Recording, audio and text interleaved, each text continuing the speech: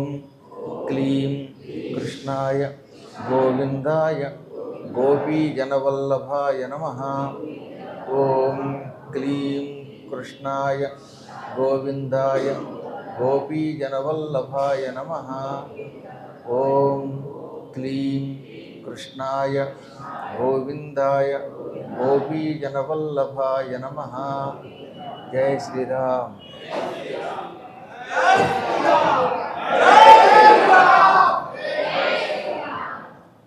పూర్వం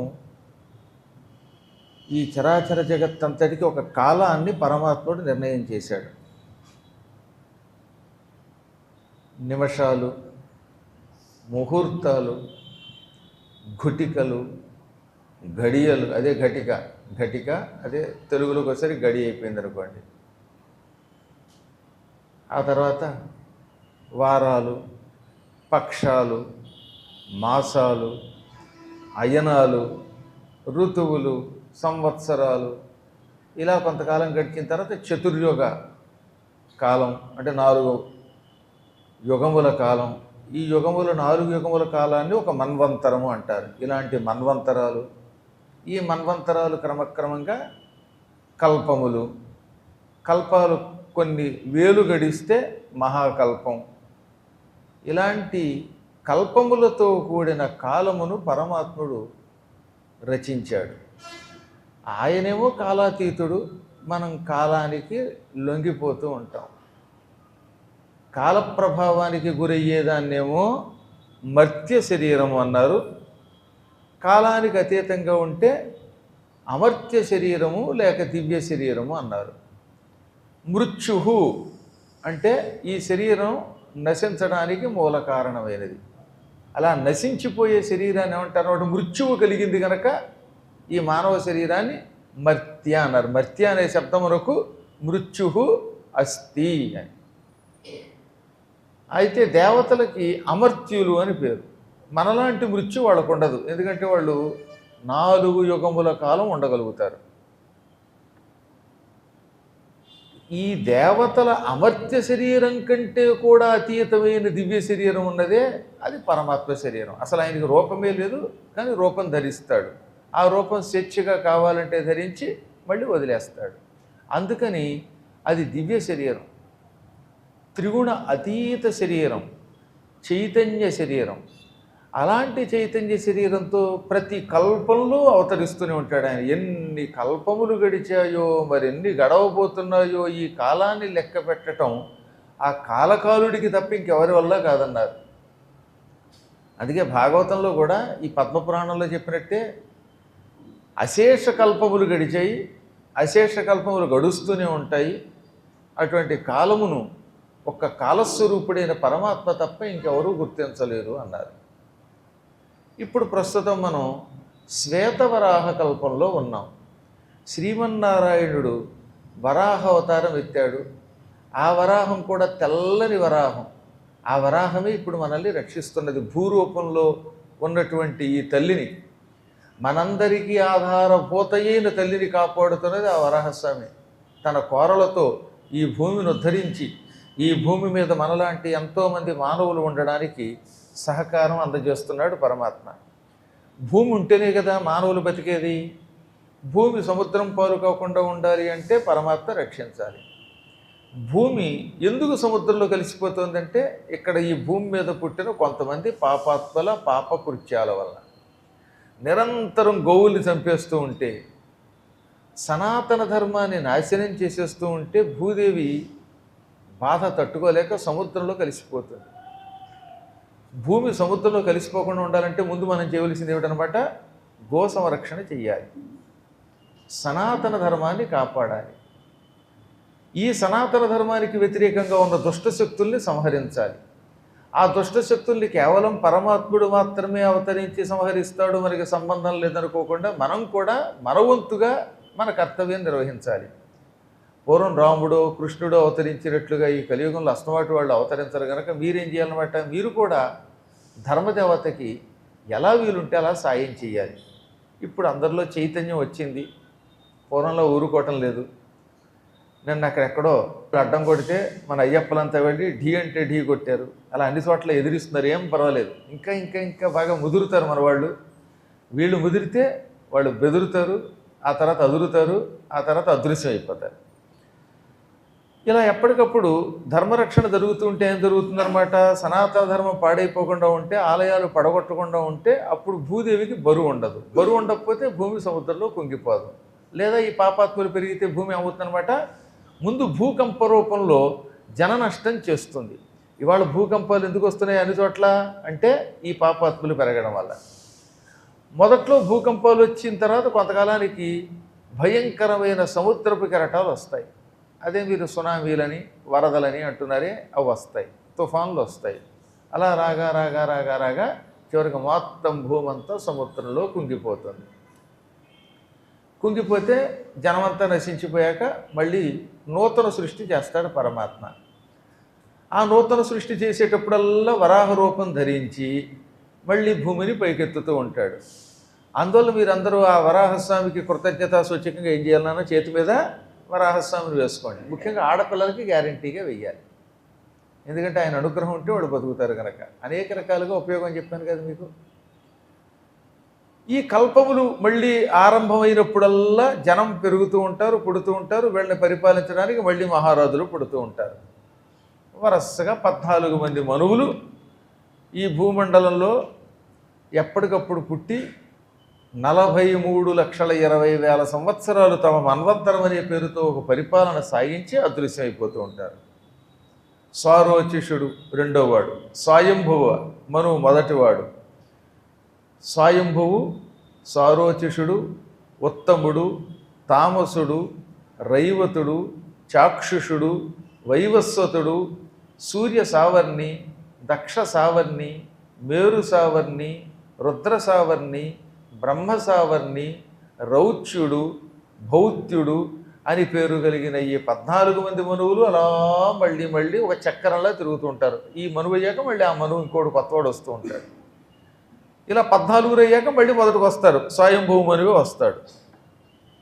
ఈ మనువు అవ్వాలంటే నిరంతరం విష్ణుదేవుని ఆరాధన చెయ్యాలి, ఆయన కథలు వినాలి. మీలో ఎవరికైనా ఏ స్వయంభూ మనువుగానో మారాలనిపించింది అనుకోండి, ఇప్పుడున్న మనువులందరూ రెడీగా ఉన్నారు ఆల్రెడీ. ఇక మళ్ళీ స్వయంభూ మనువుగా పుట్టాలనిపించింది మీకు. అప్పుడు ఏం చేయాలన్నమాట, 18 పురాణాలు శ్రద్ధగా వినాలి. విన్న తర్వాత కోరిక బాగా పెట్టుకోవాలి, నేను కూడా మనువు అవ్వాలని. అలా పెట్టుకోగా మీకు కూడా ప్రియారిటీలో పెడతారు, అక్కడ ఓ లైన్లో పెడతారు, క్యూలో. ఎప్పటికైనా అయ్యే అవకాశం ఉంటుంది పురాణాలు వింటే.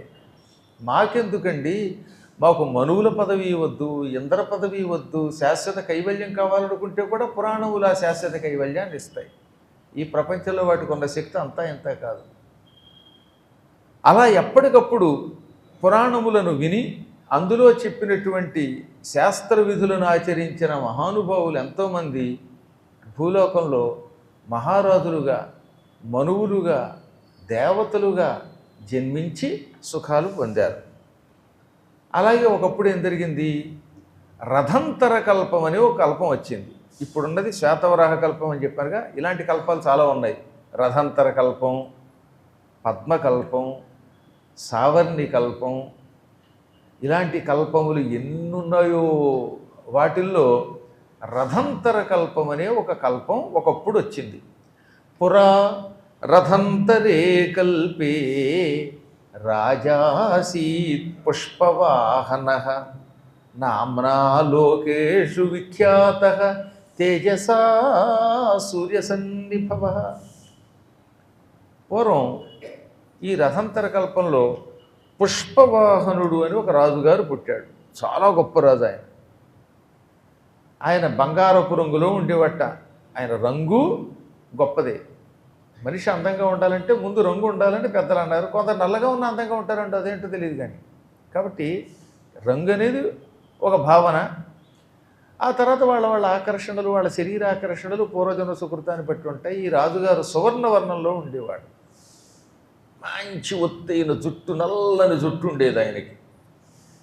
దేవతలు కూడా ఆయన సౌందర్యాన్ని చూచి పరవశత్వం పొందేవారంటే ఆయన ఎంత గొప్పవాడో ఆలోచించండి. అంతకు అందగాడు ఆయన.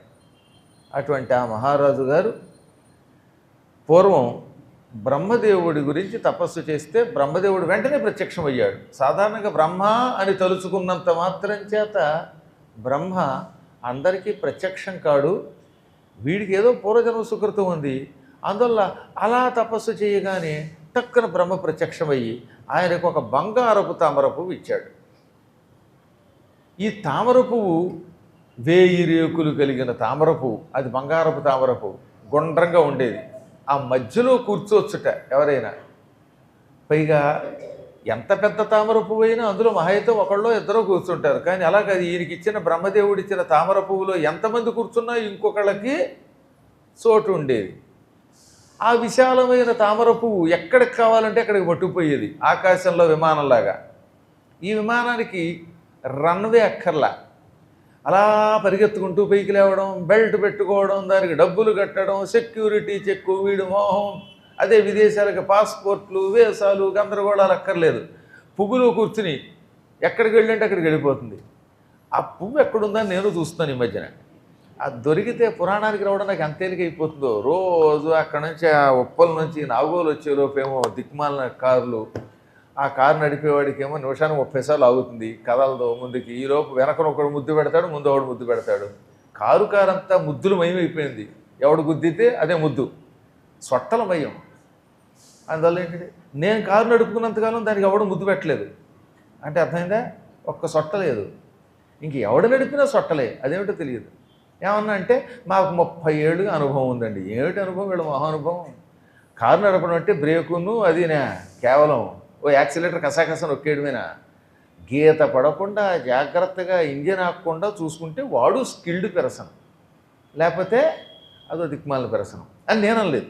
భవిష్య పురాణాలు వ్యాసుడు చెప్పాడు, వాడు నా మీద పడతాడు. కాబట్టి ఎందుకు చెప్తానంటే ఈ బాధలు పడలేక అప్పుడప్పుడు అనిపిస్తున్నవాడు మంచి తామర పువ్వు, ఇలాంటి తామర పువ్వు బ్రహ్మదేవుడు నాకు కూడా ఇస్తే బాగుండు. ఎక్కి మీ అందరికీ పురాణం చెప్పేస్తాను. పొద్దున్న రోజు చోట మధ్యాహ్నం రోజు చోట చెప్పడం తేలిక. ఎప్పుడు చూసినా అమెరికా పెడితే ఇక్కడికి రావడానికి 3 రోజులు పట్టేస్తోంది, ప్రయాణానికి టైం పడుతోంది. అదేమిటో బ్రహ్మగారు ఆ రోజుల్లో అనుగ్రహించినట్లుగా ఈ రోజుల్లో అనుగ్రహించట్లేదు. మీరన్నా నా కోసం కోరుకోండి. ఏం కోరుకుంటారులేండి, గురువుగారు రోజుకో కోరిక చెబుతున్నారు. ఆ ప్రవచన మండపం కోసమే కష్టాలు పడతారా? ఈ పువ్వు కోసమే కష్టం పడతారా? ఎన్ని కష్టాలు పడతారు? మీ కష్టాలు మీకు పాపం. ఏం చేస్తాం?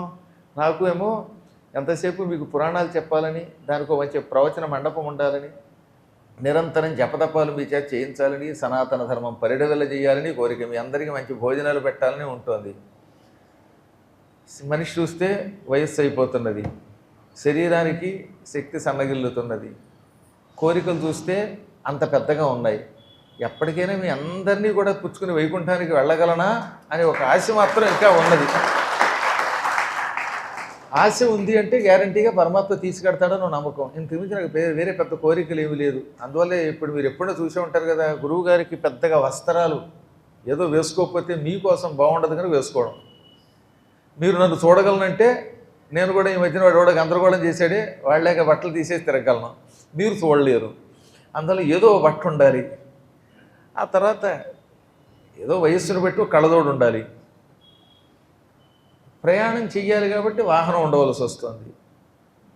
ఇవి తప్పనిసరైన వస్తువులు కాబట్టి ఉండవలసి వస్తుంది. కానీ ఇంక వేరే ఏ సువర్ణమో లేకపోతే ఇంకేవో భోగాలు ఆహార పదార్థాలు కూడా లేవు. మీరు నాకు ఇచ్చే పళ్ళన్నీ మీకే ఉపయోగపడతాయి. అందువల్ల మీరు ఏది ఇచ్చినా భక్తులకి చాలా ఉపయోగపడతాయి.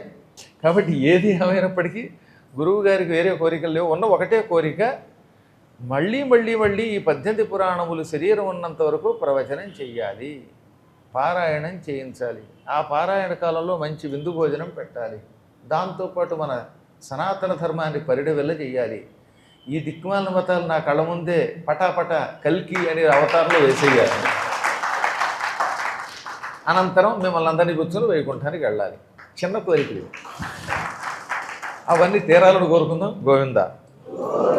కానీ ఆయన అదృష్టం అదేమిటో అలా బ్రహ్మదేవ అనడంతో బ్రహ్మ వచ్చేసాడు, బంగారపు తామరపు ఇచ్చాడు. ఆ తామరపు విమానంలో ఎక్కడికైనా వెళ్ళిపోతుంది. కోరినంత మాత్రం చేత నిమేష మాత్రంలో ఎక్కడికైనా వెళ్ళిపోతుంది అది. అందుకని పుష్పమును వాహనముగా చేసుకు తిరుగుతున్నాడు కాబట్టి ఆయనకి ఏమని పేరు వచ్చింది? పుష్పవాహన ఇత్యాహు తస్మాత్తం దేవదానవాహ. పుష్పవాహనుడు అన్నారు. ఆయన అసలు పేరేంటో తెలియదు కానీ పుష్పమును వాహనముగా చేసుకొని ప్రపంచమంతా తిరిగేవాడు ఆయన. అపూర్వమైనటువంటి పుష్పం అది. బ్రహ్మదేవుడు కూర్చున్న తామర పువ్వుతో సమానమైన తామర పువ్వు అది. దాని మీద ఎక్కైన సప్తద్వీపాల్లో తిరిగేవాడు. ఏ ద్వీపంలో అయినా సరే ఈ సప్తద్వీపాలతో కూడిన కరౌంచ, కుశ, జంబూద్వీప, ఇటువంటి ద్వీపాల్లో ఏ ద్వీపంలోకైనా వెళ్ళగలిగేవాడు ఆయన. మనం జంబూద్వీపంలో ఉంటున్నాం, అదే అమెరికా వాళ్ళని కరౌంచ ద్వీపము అంటారు. ఆ న్యూజిలాండ్ మొదలైన వాటిని శాల్మలీ ద్వీపము అంటారు. ఇలా ఒక్కొక్క ద్వీపం ఉన్నది. ఇక్షుద్వీపం అని ఉన్నది. ఈ 7 ద్వీపాల్లో తానే పరిపాలన చేస్తున్నాడు కనుక ఎక్కడికైనా వెళ్ళేవాడు. అక్కడ అధర్మం ఉంటే అణిచేవాడు, ధర్మ సంస్థాపన చేసేవాడు. తపస్సు చేసిన పుణ్యాత్ముడు, ఐశ్వర్యవంతుడు, మహారాజ్యాన్ని పరిపాలించిన వాడు, అధికారం ఉన్నది. ఇటువంటి వాళ్ళకి ఏదో ఒక లోపం పెడతాడా దేవుడు, కానీ ఈయన అదృష్టం లోపం లేదు. మంచి భార్య కూడా దొరికింది. అది మరీ అదృష్టం అన్నారు. తస్య రాజ్ఞీ నారీ సహస్రైరభివంద్యమాన. ఈ ప్రపంచంలో ఉన్న ఏ స్త్రీ అయినా ఆమెను అభినందించవలసినదే. అంత గొప్ప సౌందర్యము గుణము కలిగిన భార్య దొరికింది. ఇది ఇంకా అదృష్టమే కదా. భార్య రావడమే కాదు, ఆయన్ని ప్రేమగా చూసేదిట. ఈ లోకంలో చాలామందికి పెళ్ళిళ్ళు అయ్యాయి. ఏం లాభం, మొగుడు పిల్లలకి ఎప్పుడు పెడతావు. మా దిక్కుమాలిన మొగుడు నా మాట వినేలా చెయ్యండి అని రోజుకు 100 మెసేజ్లు పెట్టేవాళ్ళు ఉన్నారు ఇప్పుడు కూడా. అందుకే ఈ మధ్యన మేము ఫోన్లు వాడడం మానేసి చాలా కాలం అయింది. శిష్యులకి ఇచ్చేసాం. ఎందుకంటే రోజు ఇదే గొడవ. మొదట్లో నా దిక్కుమాలిన మొగుడు, మూర్ఖుడైన మొగుడు అని ఒక ఆవిడ మెసేజ్ పెట్టేది. అలా అనకూడదమ్మా, భర్తను ఎప్పుడు జ్ఞాని అనాలనగానే ఈ మూర్ఖుడు పదం బదులుగా జ్ఞాని. ఇప్పుడు ఎలా మొదలెట్టిందంటే, ఇది మొదట్లో మూర్ఖుడు, వాడు నా మాట వినాలన్న ఆవిడ మా జ్ఞానిగాడు ఎప్పుడు బాగుపడతాడండి, జ్ఞాని అనన్నా కనుక ఇప్పుడు వాడు జ్ఞాని గాడ్ అంటే ఇంగ్లీష్లో గాడ్లండి. అది పాపం ఈ చెబుతావు. ఇప్పుడు కలియుగం, అందువల్ల మొత్తం వాడు జ్ఞానిగాడు, వాడు అటువంటి వాడే. ఈ విధంగా రోజు కొట్టుకు తెచ్చిపోతూ ఉంటే ఏమి సంవత్సరాలు ఇవి. పోనీ ఏదైనా ఒకసారి అంటే ఎప్పుడన్నా ఏమంటే మా మొగుడు పిల్లల్ని కలపండి అంటారు.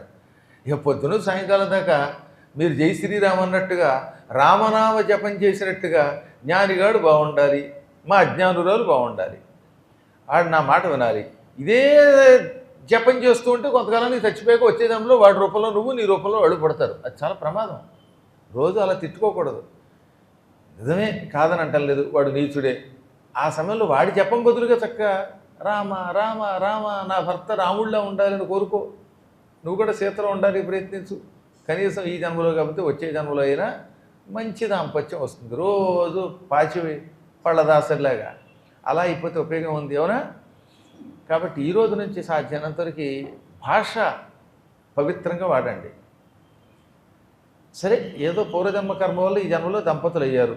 ఈ దాంపత్యాన్ని విడిచిపెట్టట్లేదుగా మీరు. ఎలాగో వాళ్ళ ఆయన తిడుతుంది, ఆయన వాడిని తిడతాడు, కానీ వాడు వదలట్లేదు. వాళ్ళకి 30 ఏళ్ళు వచ్చినా ఎలాగో వదలనప్పుడు ఇంక రోజు తిట్టుకునే బదులుగా ఆ భర్త గారు కనపడగానే సుందర నీ వంటి దివ్య స్వరూపంబు ఎందెందు వెదకిన లేదు కదా. వాడు సుందరుడు కాదని అందరికీ తెలుసు. వాడిని చూస్తే పగలు చూస్తే రాత్రికి కల్లోకి వస్తాడు. భేకరాకారుడే, ఆ దిక్కుమాల కళ్ళు, ఆ పొట్ట, అయినా సుందరాను.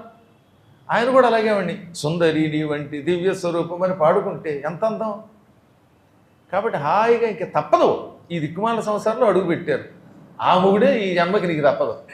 అది ఏ పండగైనా సరే ఆవిడే నీ భార్య.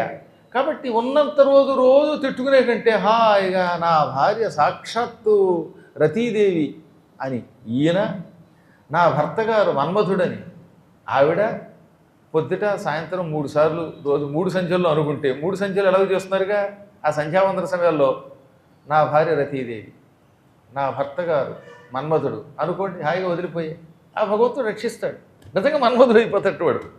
వాడు దిక్కుమాలాడైనా ఈ రోజు అనుకోవడం వల్ల నాలా అయిపోవచ్చు వాడు, చెప్పలేము. కాబట్టి నాయనలారా, ఎందుకు వచ్చిన గొడవ కానీ కాస్త జాగ్రత్తగా ఉండండి. ఈయన అదృష్టం బాగున్నది. లావణ్యవతి, అపూర్వ లావణ్యవతి సుందరి భార్య అయ్యింది. ఆమెను చూసిన వాళ్ళంతా ఆవిడ సౌందర్యాన్ని, సౌశీల్యాన్ని పొగిడేవారు.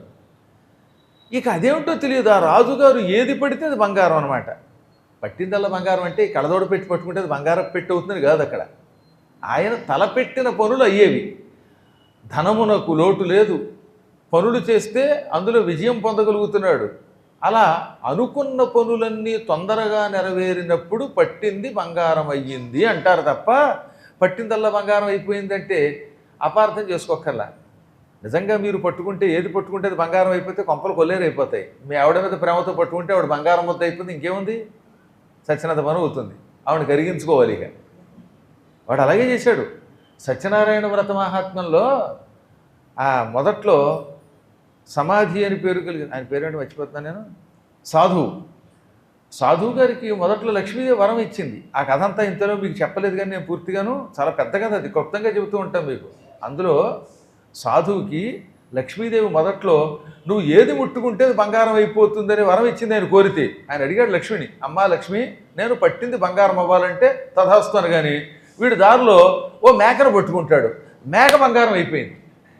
ఆ తర్వాత ఒక తల్లి పిల్లాడికి పాలిస్తుంటే వీళ్ళు ఆ పిల్లాడిని పట్టుకుంటే ఆ పిల్లాడు బంగారం అయిపోయాడు.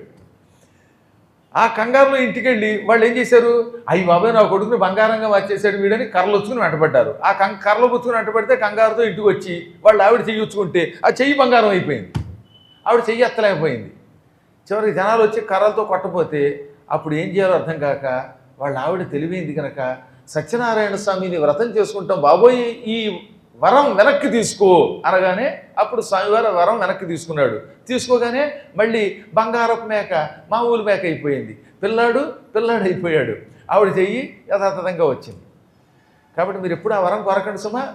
పట్టిందల్లా బంగారం అయిపోతే ఇంకేం లేదు. పొరపాటు నా కాళ్ళు అట్టుకున్నారంటే ఇంకా ఎన్నైనా అయిపోయినట్టే. పైగా నా కాళ్ళు బంగారం అయిపోతే ఆ కాళ్ళు నరుక్కు పట్టుకుపోతారు, అది బంగారం కదా అని. అలాగే మిమ్మల్ని నేను పట్టుకుంటే మీరు బంగారం అయిపోతే మీకు ఇబ్బంది, నేను ఆ బంగారం కరిగించి ఇప్పుడు మండపం కట్టాలి. మళ్ళీ ఎవరు లేనప్పుడు పట్టుకుంటే పర్వాలేదు, అందరూ ఉండగా పట్టుకుంటే గురువుగారు వచ్చినట్టు పట్టుకుని బంగారంగా మార్చేస్తున్నారు, పురాణానికి రావడం మానేస్తారు. ఎవడు లేనప్పుడు రహస్యంగా పట్టుకున్నాను అనుకోండి, అది సమస్య లేదు. ఈ బంగారం కరిగించి సత్యనారాయణ విగ్రహం చేసుకోవచ్చు. కాబట్టి ఎన్ని కష్టాలు ఉంటాయండి. అందులో ఇక మీద ఎప్పుడు పట్టిందల్లా బంగారం వాళ్ళు కోరుకోకండి. తలపెట్టిన పనులు బంగారం వలె అవ్వాలి, అనగా తొందరగా అవ్వాలి అని సంకల్పించాలి. ఆ రాజుగారికి అటువంటి యోగం పట్టింది. ఒకరోజు ఆయనకు అనుమానం వచ్చింది, ఇదేమిట్రా నా జీవితం ఎంత అద్భుతంగా ఉంది, నేను పిలిస్తే దేవతలు ప్రత్యక్షం అవుతున్నారు, ఉత్తమ స్త్రీ భార్య అయ్యింది, సంపదలు వచ్చాయి, ఈ సప్తద్వీపములతో కూడిన భూమండలం అంతా పరిపాలించగలుగుతున్నాను, దివ్య విమానం కూడా వచ్చింది, ఏది బంగారపు పువ్వు ఆకారంలో ఉండే విమానము లభించింది. ఇది కాక మహానుభావులు పండితులు అయిన కొడుకులు కూడా పుట్టారు. నేను ఏమి చేయటం వల్ల, ఏ పుణ్యం చేయటం వల్ల నాకు ఈ సౌభాగ్యం లభించింది అని అనుమానం వచ్చింది. అందుకని వెంటనే ఎవరైనా వస్తే మహర్షులు, ఆ మహర్షులకు నమస్కరించి, మహర్షులారా నేను పూర్వజన్మలో ఏమైనా పుణ్యం చేశానా, ఏ పుణ్యం చేయటం వల్ల నాకు ఈ జన్మలో ఇంత సుఖం కలుగుతోంది అని అడిగాడు. వాళ్ళు అన్నారు, మాకు తెలియదండి, ఏదో మేము పై జాతకాలు చెప్పేవాళ్ళం, పంచాంగం రాసేవాళ్ళే తప్ప లోతుగా జాతకం చెప్పలేము అన్నారు. ఈయన అదృష్టం బాగున్నది. ప్రచేతస మహర్షి కనబడ్డాడు. ప్రచేతసుడు అంటే మీకు తెలుసుగా, వాల్మీకి మహర్షి ఆయనకి ప్రచేతుడు అని పేరు. వరుణదేవుణ్ణి ప్రచేతుడు అంటారు. ఆయన కొడుకు కనుక వాల్మీకి ప్రాచేతసుడు అని పేరు అన్నమాట. వేద ప్రాచేతసాసీత్ సాక్షాత్ రామాయణాత్మన. వేదము రామాయణం అనే పేరుతో వరుణునికి కుమారుడిగా పుట్టి మహర్షిగా మారినటువంటి వాల్మీకి ద్వారా బయటకు వచ్చింది అని దాని అర్థం. ప్రచేతుడు అనగా వరుణుడు, ఆయన కుమారుడే ప్రాచేతసుడు. వ్యవహారంలో ఆయన కూడా ప్రచేతసుడు అనేస్తారు, కానీ యాక్చువల్గా ప్రాచేతసుడు అనాలి. అందుకే రామాయణాన్ని రాసినటువంటి వాల్మీకిని పదే పదే స్తోత్రం చేస్తూ వేద ప్రాచేతసాత్ ఆసీత్ సాక్షాత్ రామాయణాత్మన. రామాయణం అనే పేరుతో వేదమే వచ్చింది. కాబట్టి రామాయణమునకు వేదమునకు తేడా లేదు. ఎవరి చేత? ప్రాచేతసాత్, వాల్మీకి ద్వారా. కాబట్టి వాల్మీకి అసలు పేరు ఏమిటనమాట? ప్రాచేతసుడు. ప్రచేత అంటే వరుణుడు. ఆ వరుణుడికి కొడుగ్గా పుట్టి తపస్సు చేసి ఈ ప్రాచేతసుడనే ఆయన పుట్టలోంచి బయటకు వచ్చాడు. ఆయన శరీరం అంతా పుట్టలు పోసే పుట్టలోంచి బయటకు రావటం వల్ల అప్పటి నుంచి వల్మీకము నుండి వచ్చిన కారణము చేత వాల్మీకి అన్నారు. ఆ మహాత్ముడు చాలా గొప్పవాడు.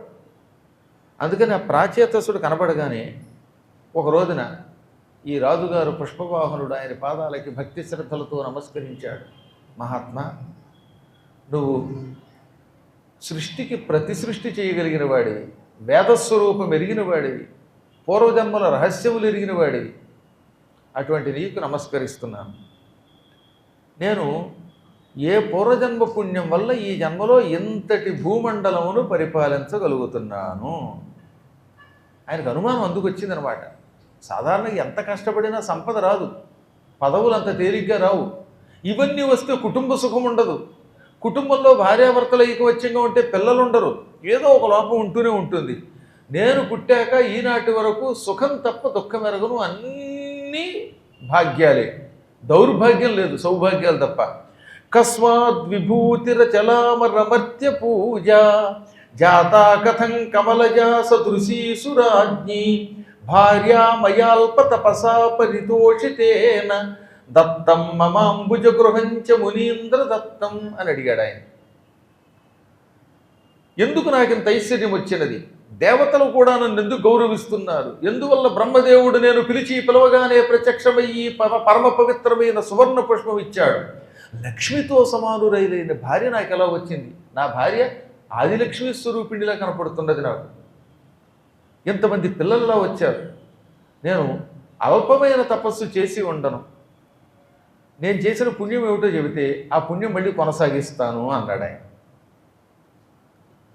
అప్పుడు ఆయన చిరునవ్వు నవ్వి, అసలు నేను వచ్చిందే అందుకే అన్నట్ట. నేను అందుకే వచ్చాను. నీవు ఎందుకు ఎంత గొప్పవాడు అయ్యావో నీకు చెప్పాలి, ఈ విశేషం లోకానికి కూడా అందించాలి. అప్పుడు లోకంలో వాళ్ళు ఏం చేస్తారన్నమాట, నీలాగే ధర్మకార్యములు చేయటం మొదలు పెడతారు.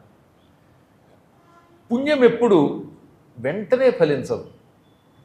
అంటే ఈ జన్మలో చేసిన పుణ్యం ఈ జన్మలోనే కాకపోతే వచ్చే జన్మలో అయినా అనుభవిస్తావు. కొన్ని పుణ్యములు ఉన్నాయి, తొందరగా ఇస్తాయి, కొన్ని కొంచెం ఆలస్యంగా ఇస్తాయి. ఓ మామిడి చెట్టు ఉందండి, టెంక పట్టుకొచ్చావు, టెంకని దొడ్లో నాటావు, వెంటనే వస్తుందా? ఓ ఏడాదికి అందులోంచి చిన్న మొక్క వస్తుంది.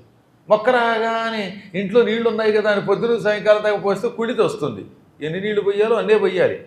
అలా పొయ్యగా పెరిగి 5 ఏళ్లకో 6 ఏళ్లకో మామిడి మొక్క పెరుగుతుంది. అప్పుడు క్రమంగా పుష్పిస్తుంది, ఫలిస్తుంది.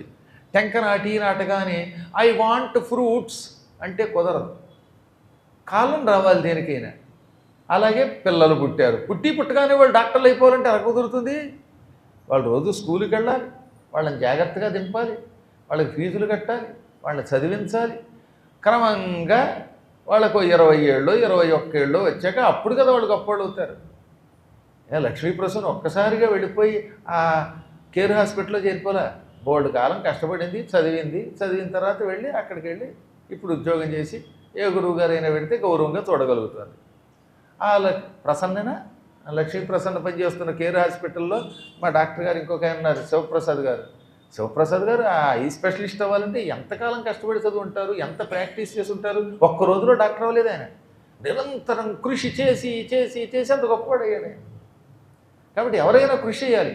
నేను కూడా పుట్టగానే ఒక్క దెబ్బగా ఏం వచ్చి పడిపోలేదు. నేను 24 గంటలు తిండిమా అని తిప్పలమా అని చదివినట్టు చదువుతూనే ఉన్నాను. 18 పురాణాలు చదవాలంటే ఎంతకాలం పడుతుందండి? మీ దగ్గర ఒక పుస్తకం పెడతాను, రామాయణం మొత్తం 24,000 శ్లోకాలు కంఠస్థం చేయక్కర్లా, ఒక్కసారి చదవడానికి ఎన్ని రోజులు పడుతుంది? కనీసం 9 రోజులు పడుతుందా? ఆ 9 రోజులు చదివిన తర్వాత ఏం చదివామంటే నాకేం తెలుసండి, లొడలొడ చదువుకుపోయానండి. ఇప్పటివరకు ప్రహ్లాద్ చరిత్ర ఒక ఆయన 100 సార్లు చెప్పాడు, 101సారి మళ్ళీ చెప్పానండి, కిందకి పైకి చూసుకుని లాగానం పేకానం అదే పద్యం 100 సార్లు. మందార మకరంద పద్యం కంఠస్థం రాదు ఎన్నాళ్ళైనా. కాబట్టి అంత తేలికేం కాదు ఇవన్నీ కంఠస్థం రావాలంటే. ఏళ్ల తరబడి కృషి చేస్తే ఈ జన్మలో కొంత పాండిత్యం వస్తుంది. అటువంటిది సౌభాగ్యం రావాలంటే ఈ జన్మలోనూ తపస్సు చేయాలి, పూర్వజన్మ తపస్సు కూడా ఉండాలి. ఇవాళ కొంతమంది పుట్టగానే సంగీతం నేర్చుకుంటున్నారే, వాళ్ళంతా ఈ జన్మలో చేసిన కృషి కాదండోయ్, వాళ్ళు జన్మాంతర సుకృతం వల్ల, పూర్వజన్మలో చేసిన పుణ్యం వల్ల ఈ జన్మలో పుట్టగానే టకటకటక పాడుతున్నారు. కొంతమంది చకచక చదువుతారు, కొంతమందికి 10వ ఏటే డ్రైవింగ్ వచ్చేస్తుంది, వాడు పూర్వజన్మలో డ్రైవర్ అనమాట. అలా చేసి ఆ పుణ్యం ఫలించింది, ఈ జన్మలో పుట్టగానే డ్రైవింగ్ నేర్చేసుకుంటాడు. వైజాగ్లో రత్నాకర్ గారు ఉన్నారు, వాళ్ళ అబ్బాయికి 10వ ఏట డ్రైవింగ్ వచ్చేసింది. అంటే వాడు పూర్వజన్మలో ఏదో మెకానిక్ డ్రైవర్ అయి ఉంటాడు, ఆ పుణ్యం ఈ జన్మలో ఫలించింది, అందులో తొందరగా డ్రైవింగ్ వస్తుంది. అలా ప్రతిదీ పూర్వజన్మ సుకృతమే. అందువల్ల పూర్వజన్మలో చేసిన మహాపుణ్యము ఈ జన్మలో సౌఖ్య రూపంలో వస్తుంది. పూర్వజన్మకృతం పాపం వ్యాధి రూపేణ బాధతే. పూర్వజన్మకృతం పుణ్యం సౌఖ్య రూపేణ ఆధతే. పూర్వజన్మలో చేసిన పాపమేమో రోగ రూపంలో పట్టుకుంటుంది, పుణ్యమేమో సౌఖ్య రూపంలో వస్తుంది. నీవు నీ పూర్వజన్మలో మహాతపస్సు చేసిన వాడివి, పుణ్యం చేసిన వాడివి, ఒక వ్రతం చేసావు, ఆ వ్రత ప్రభావం వల్ల ఈ జన్మలో ఇంత గొప్పవాడు అయ్యావు. ఈ జన్మలో కూడా అలాగే మళ్ళీ వ్రతాలు పుణ్యాలు చేస్తే వచ్చే జన్మలో కూడా గొప్పవాడు అవుతావు, లేదా మోక్షానికి ఎడతావు. అందువల్ల ఈ జన్మలో నీ పుణ్యాన్ని పెంచుకో అనగానే, ఇంతకీ నా పూర్వజన్మలో చేసిన పుణ్యం ఏమిటండి అన్నాడు ఆయన. చెబుతున్నాను విను. పూర్వజన్మలో నువ్వు ఒక అడవిలో బోయవాడిగా పుట్టావు. పుట్టింది కూడా ఎలాగా? బోయవాడిగా. జన్మా భవత్తవ తులబ్ధ కులేపి ఘోరం జాతస్వరం అప్యనుజనం కిల పాపకారి వపురప్యభూత్తవ పునః పురుషాంగ సంధి దుర్గంధి సత్వ పునఖాభరణం సమంతాత్. నీ పూర్వజన్మలో నువ్వు ఒక లుబ్ధ కులంలో, బోయ కులంలో పుట్టావు.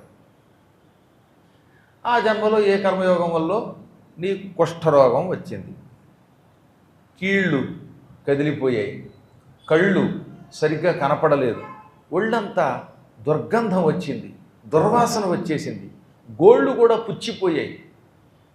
అసలు నీ దగ్గరికి ఎవరైనా రావాలంటే భయపడేవారు. ఎందువల్లంటే కుష్ఠరోగం ఒక స్థాయి దాటి పెరిగిపోతే శరీరము నుంచి భయంకరమైన వాసన వస్తుంది. ఆ వాసన వల్ల అస్సలు ఎవ్వరూ నీ దగ్గరికి రాలేకపోయేవారు. ఆ కాలంలో నీకు మిత్రుడు లేడు, బంధువులు లేరు, పుత్రులు లేరు, సోదరి లేదు, తల్లి లేదు, అందరూ నిన్ను వదిలిపెట్టేశారు. నిజమే, ఒక్కోసారి మన శరీరం నుంచి దుర్వాసన వస్తుంటే ఎవడుంటాడండి పక్కన? సరే, రోగం వల్ల వచ్చిన దుర్వాసన పక్కన పెడితే కొంతమంది సరిగ్గా స్నానం చేయక తోముకోక అదో దుర్వాసన, చెయ్యెత్తాడా చచ్చిపోతాం మనం, ఓ వారం రోజులు అన్నం తినలేము. అందుకని ఎవరైనా వచ్చి 2 చేతులు జోడించి దండం పెడుతూ ఉంటే మీకు పుణ్యం ఉంటుందిరా బాబు, 2 చేతులు జోడించకుండా అనాల్సి వస్తుంది ఒక్కోసారి. శుభ్రంగా తోముకుంటారా, మంచి మైసూరు శాండల్ సబ్బు ఇంకోటో పెట్టి శుభ్రంగా తోముకొని కాస్త గంధం పూసుకుంటే ఏదో మా పొట్టి వాళ్ళ దగ్గరకు వస్తే మేము పడతాం, లేదంటే అందరూ యాతన పడతారు. అందువల్ల ఏమైందంటే ఇతని శరీర దుర్గంధము వలన ఆయనకి ఎవరు నాన్నవాళ్ళు లేకుండా అయిపోయారు. ఆ సమయంలో అదృష్టవశాత్తు ఒక ఆవిడ అతనికి తగిలింది. నువ్వు ఎలా ఉన్నా సరే నేను నిన్ను పెళ్లి చేసుకుంటానంది. అతనికి భార్య అయ్యింది. అదృష్టం, కష్టకాలంలో భార్య అతన్ని కాపాడింది. పురాణాల్లో ఇలాంటి కథలు చాలా ఉన్నాయి కదా. సతీ సుమతి, ఆ సుమతి భర్త కౌశికుడు. కౌశికుడు శరీరమంతా కుష్ఠరోగంతో నానాయాతన పడుతున్నా అతని పూర్వజన్మ సుకృతం భార్య రూపంలో అనుగ్రహించింది, సుమతి సేవ చేసింది, అందులో సుఖంగా ఉండగలిగాడు. ఒక్కొక్కప్పుడు కష్టంలో సుఖం అంటారు, ఇతనికి కూడా అలాంటి ఓ భార్య దొరికిందనమాట. అతనికి ఎంతో సేవ చేసేది, ఆహారం పట్టుకొచ్చి పెట్టేది, మెల్లగా అతని శరీరానికి బాధ కలగని రీతిలో నూనె రాసేది. నూనె రాస్తే కొంచెం ఆ బాధ తగ్గుతుంది, పుళ్ళు రసికారకుండా ఉంటాయి. స్నానం చేయించేటప్పుడు కూడా కోమలంగా స్నానం చేయించేది. వీడిని పడుకోబెట్టేటప్పుడు చామంతి పువ్వు రేకులు, గులాబీ రేకులు వేసి దాని మీద మెత్తని గొడ్డేసి పడుకోబెట్టేది. ఇలా ఉండగా కొంతకాలం గడిచాక ఓ రోజున ఆ జన్మలో నువ్వు నీ భార్య అడవిలో ఆహారం కోసం వెతికారు. ఏ కారణం చేతనో అనావృష్టి ఏర్పడింది. ఆ సమయంలో కరువు ఏర్పడిపోయింది. ఆ కరువుకి ప్రపంచమంతా తల్లకిందులైపోయింది. ఒక్కొక్కప్పుడు అనుకోకుండా కరువులు వస్తాయి, భయంకర రోగాలు వస్తాయి. ఇదిగో మీకు కోవిడ్ లాంటిది 2020, 2021, 2022 3 ఏళ్ళు అల్లాడిపోలేదండి ప్రపంచం. బయటకు వస్తే చచ్చిపోయేవారు. సరే తిండి లేక కొందరు ఏడ్చారు. తిండి ఇంట్లో తిందామన్నా డబ్బులున్నా కొనుక్కోవడానికి బయటికి వెళ్ళడానికి భయపడిపోయారు. మహానుభావులు పోయారు. అలా అప్పుడప్పుడు ఒక్కోసారి ఏదో కారణం చేత కరువో రోగాలు వస్తూ ఉంటాయి. ఒకప్పుడు అలాగే ప్లేగు అనే రోగం వచ్చింది. ధాత కరువు అంటారు అప్పట్లో. అలాంటి కరువులు ఎప్పుడూ వస్తూనే ఉంటాయి, రోగాలు వస్తూనే ఉంటాయి. దీనికి గల కారణం మానవులు చేసే పాపాలే. అలాగే ఈ బోయవాడికి అతని భార్యకి ఓ పక్కనేమో అతనికి రోగం, వాళ్ళ ఆవిడేదో కష్టపడి తిండి తెస్తూ ఉంటే ఆ సమయంలో కరువు వచ్చి ప్రపంచమంతా కరువుతో అల్లాడిపోయింది. అప్పుడు ఈ భార్యాభర్తలిద్దరూ ఆహారం కోసం తిరిగి తిరిగి తిరిగి అడివంతా తిరిగి ఎక్కడ ఆహారం దొరక్క ఎవడైనా ఇంత అన్నం పెడతాడేమో అని అనుకుంటూ చివరికి ఒక పద్మములతో కూడిన కొలను దగ్గరకు వచ్చారు. అదొక పెద్ద సరోవరం. ఆ పద్మాకరంలో బంగారపు రంగులో ఉన్న తామర పువ్వులు ఉన్నాయి. మంచి తామర పువ్వులు, మధ్యలో దుద్దులు ఉన్నాయి. ఆ తామర పువ్వులు 1000 రేకుల తామర పువ్వులు. అప్పుడు వాళ్ళ ఆవిడంది ఏమని, ఏమయ్యో ఇప్పుడు ప్రస్తుతం ప్రపంచమంతా కరుగుతూ ఉంది, కానీ ఇక్కడ పక్కన విదిశ అనే ఒక పురం ఉంది. విదిశ అంటే మీరు మధ్యప్రదేశ్లో ఉంటుంది. అది ఎప్పుడైనా రైల్లో కాశీకి వెడుతూ ఉంటే మధ్యప్రదేశ్లో ఆ జబ్బలపురం ఏదో ఉంది కదా, జబ్బలపురం ఆ దారిలో ఎక్కడో రైల్లో పెడుతుంటే విదిశ అని తగులుతుంది. కావాలంటే మీరు చూడండి ఒకసారి. చాలా గొప్ప పురం. ఆ రోజుల్లో పురాణ ప్రసిద్ధికి ఎక్కింది ఆ విదిశా నగరం అంటే. విదిశా నగరానికి దేవతల అనుగ్రహం ఉండడం వల్ల ప్రపంచమంతా కరువుతో ఉన్న ఆ కాలంలో, ఈ బోయవాడు పుట్టిన కాలంలో ఆ ఒక్క నగరంలో మాత్రమే కరువు లేదు. అందరి దగ్గర డబ్బులు ఉన్నాయి, అందరి దగ్గర ఆహారం ఉన్నది, జలం ఉన్నది, అక్కడున్న చెరువుల్లో నీరుంది. అందుకే అక్కడికి దగ్గరలో ఉన్న ఈ తామర పువ్వుల కొలనులో తామర పువ్వులు ఉన్నాయి. ప్రపంచమంతా నీళ్లు లేక ఎండిపోతుంటే ఆ విదిశా నగర ప్రాంతంలో మాత్రమే కరువు లేకుండా ఉన్నది. కాబట్టి వాళ్ళ ఆవిడ ఏమంది, ఏమయ్యో ఇక్కడ విదిశా నగరం ఉన్నది, ఆ విదిశా నగరంలో మాత్రం కరువు లేదు, అక్కడ అన్నీ ఉన్నాయి, అక్కడి వాళ్ళకి తామర పువ్వులు అంటే బాగా ఇష్టం, ఈ అడవి ఆ విదిశా నగరానికి చెందినది, ఈ తామర పువ్వులు కోద్దాం, ఇవి పట్టుకెళ్ళి నగరానికి పట్టుకెడదాం. ఎవడో ఒకడు ఎంతో పెట్టి కొంటాడు, ఆ డబ్బుతో ఆ విదిశా నగరంలోనే ఆహారం కొనుక్కుందాం, దాంతో సుఖంగా బతుకుదాం అనగా సరేననుకున్నారు ఇద్దరు. కష్టపడి ఆవిడ పువ్వులు కోసింది. వీడి చేతులు మొండైనా వీడు కూడా ఆ పువ్వులు కట్లగా కట్టాడు. 100 పువ్వులు ఒక కట్ట చొప్పున కట్టాడు. మొత్తం 1000 తామర పువ్వుల్ని సంపాదించారు వాడు. ఆ తర్వాత అమ్మడానికి విదిశా నగరానికి వెళ్ళారు. ఉపవిష్టస్థం ఏకస్మిన్ సభార్యో భవనాంగణే తతో రాత్రౌ భవాన్ స్తత్ర శేషీన్ మంగళధ్వనిం. ఇద్దరు నగరానికి వెళ్ళి అక్కడ పాడుబడిపోయిన ఒక ఇల్లు ఉంటే ఆ ఇంటి అరుగు మీద కూర్చున్నారు. ఆ ఇంట్లో ఎవరు లేరు, అది పాడుబడిపోయిన ఇల్లు. ఆ ఇంటి అరుగు మీద కూర్చుని, లోపల ఎవరు లేరు గనక, ఇల్లు శిథిలావస్థలో ఉంది గనక, ఇంటికి తాళాలు వేసి ఉన్నాయి కనుక అరుగు మీద కూర్చున్నారు. కూర్చుని తామర పువ్వులోయ్ ఎవరైనా కొనండి అన్నారు. వీళ్ళ కర్మయోగం వల్ల ఇన్ని తామర పువ్వులను ఒకడు కొనలేదు. విదిశా నగరంలో సహజంగా తామర పువ్వులు కొనుక్కునేటటువంటి వాళ్ళు ఉండేవారట. ఒక్కొక్కప్పుడు చెప్పానుగా భగవంతుడి పరీక్ష ఏమిటో, వీళ్ళు పువ్వులు అమ్ముతాం అంటే ఒక్కడూ కొనలేదు. చివరికి పగలంతా గడిచింది. రాత్రి దాకా కూర్చున్నారు ఇద్దరు. ఆకలి, ఈ పువ్వులు అమ్ముడు పోవాలి, డబ్బు రావాలి, ఆ డబ్బుతో ఆహారం కొనుక్కుని తిని బతకాలి అని పాపం వాళ్ళు ఎంత అల్లాడిపోయినా దురదృష్టం ఏమిటో ఎవరూ రాలేదు. ఆ అరుగు మీద కూర్చుని కొనుక్కుంటూ పూర్తిగా పడుకోలేక కూర్చుని ఇలా ఇలా కొనికారు. అదే కొంతమంది అప్పుడప్పుడు పురాణంలో సరే ఫ్రంట్ రోలో కూర్చొని కొనుక్కుతారు. అలాగే పాపం అలా కొనుక్కుతూ ఉన్న సమయంలో సరిగ్గా అర్ధరాత్రి 12 గంటలకి ఠంగ్ ఠంగ్ అని ఒక శబ్దం వినపడింది. గంట కొట్టుకుంటూ ఒక ఆవిడ ఆ ఇంటి ప్రాంగణానికి వచ్చింది. ఆవిడ కాళ్ళకి గజ్జెలు ఉన్నాయి, మంచి గజ్జెలు. అవి బంగారంతో తయారు చేయబడిన పట్టాలు. ఆ పట్టాలకి ఇంతంత గంటలు ఉండడం వల్ల ఆవిడ నడుస్తూ ఉంటే కాలి గజ్జెలు మృదు మధురంగా ధ్వనిస్తున్నాయి. కొన్ని కాళ్ళ పట్టీల శబ్దాలు కూడా మృదువుగా ఉంటాయి. కొంతమంది నడిస్తే తాటగా నడిచినట్టు ఉంటుంది, కానీ కొంతమంది నడుస్తూ ఉంటే వాళ్ళ కాళ్ళకు ఉన్నటువంటి ఆ మువ్వల శబ్దంతో మనోహరంగా ఉంటుంది. ఇంట్లో పూర్వం ఆడవాళ్ళు నడుస్తుంటే ఎంత బాగుండేదో. అలాంటి మంగళధ్వని విన్నాడు ఆయన. అమ్మయ్య, ఎవరో వస్తున్నారని చూశాడు ఆయన.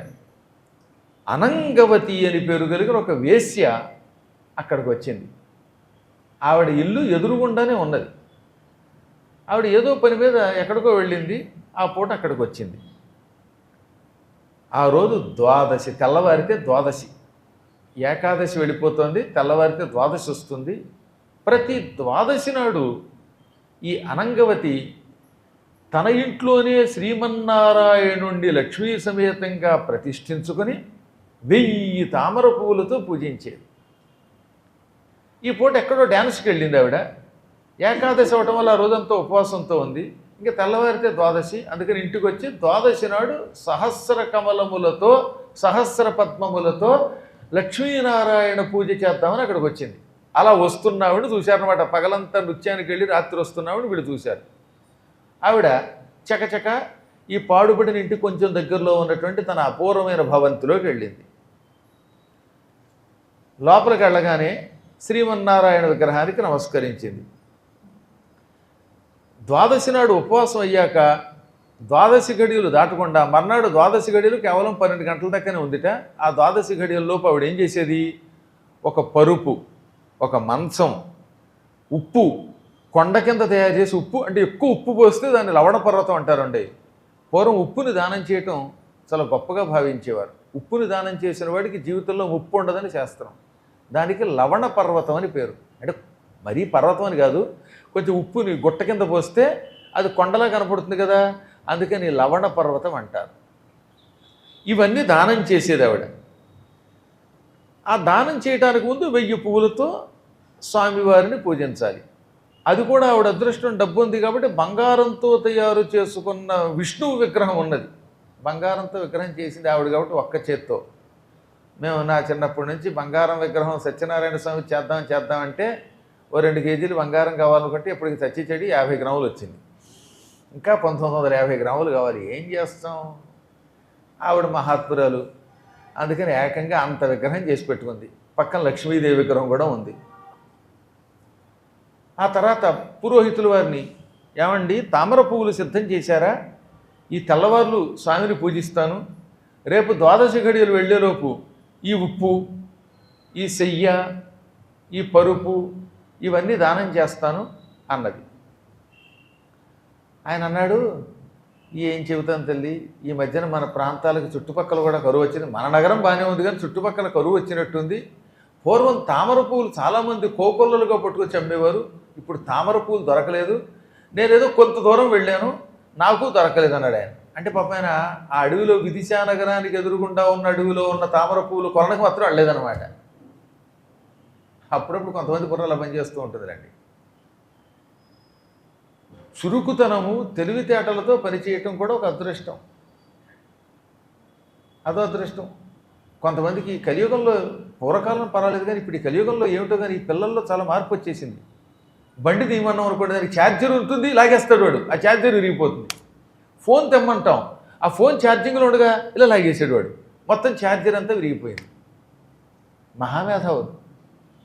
అలాగే ఒక కుర్రాడికి కాగితం ఇచ్చి నేను, నాయన ఈ కాగితాన్ని స్కామ్ చేయన్నాను, కిందంతా బురద నీళ్లు, ఎవడో అడుగు అడిగాడు, ఆ కాగితం అక్కడ బారేశాడు.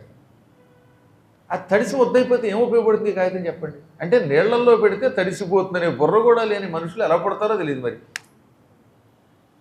అన్నం తినంటే అన్నం తినడమే కానీ ఆ అన్నం వెనకాతల పక్కన ఏదైనా పండుందా, ఆవకాయ ఉందా ఏం చూసుకోవడం ఉండదు.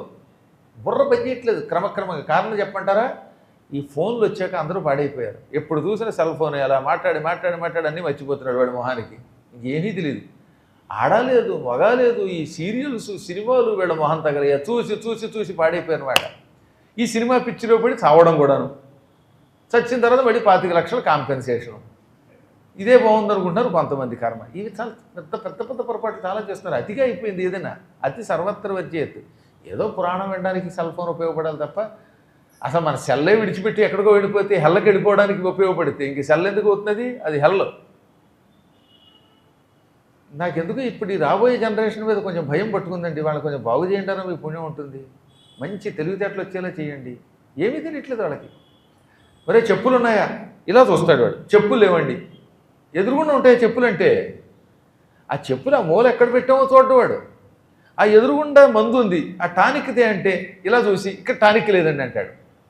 ఏమండి ఇలా అన్నానండి కాదు, కానీ ఒక డ్రాప్స్, ఏదేదో డ్రాప్స్ ఉంటాయి కదా కాళ్ళల్లో వేసుకునే డ్రాప్స్, అలా ఓ మెడిసిన్ ఉంది. ఈ మెడిసిను నేను పైన 4వ ఫ్లోర్లో పుస్తకాలు ఉన్నటువంటి అరలో పెట్టాను. పైన డ్రాప్స్ ఉన్నాయేమో చూడమంటే ఇలా చూసేవాడు. అక్కడ ఆకాశంలో డ్రాప్స్ కనపడలేదు అంటాడు వాడు.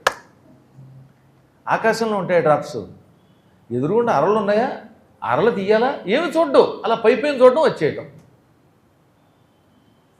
ఇంకా చిత్రం చెప్పంటారా, ఈ మధ్యన మాతో లంకొచ్చాడు వాడు, ఓ మేధావి.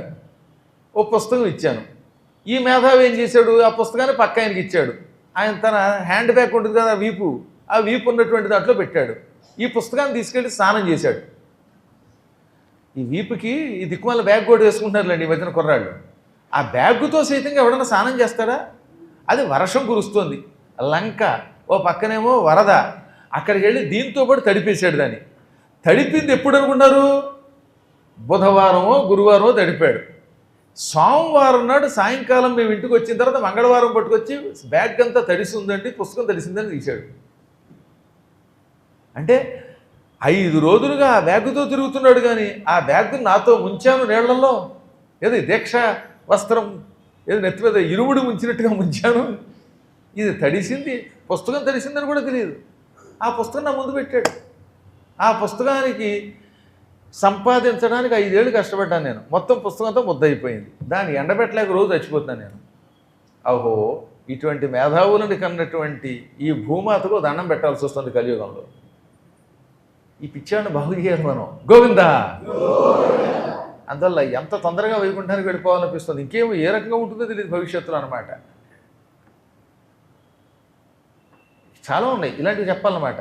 పాపం మా వంట ఆయన నా కోసం మెంతిమజ్జిగ పెట్టాడు. ఎందుకంటే నేనేం తినలేను కనుక ఆ మెంతిమజ్జిగ పక్కన పెట్టేసి కంచం పక్కన పెట్టి వెళ్ళిపోయాడు. దాని మీద మూత పెట్టాడు.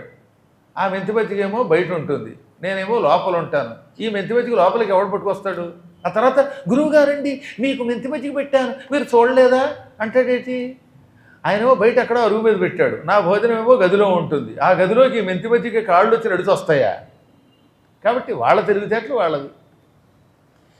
ఈ తెలివితేటల్లోంచి కొంచెం బయటకు వచ్చి సరస్వతీ కటాక్షం పొందడం కోసం మీరు రోజు కూడా అమ్మవారిని ప్రార్థించండి. చెప్పండి, ఓం ఐం హ్రీం క్లీం సరస్వత్యై నమః.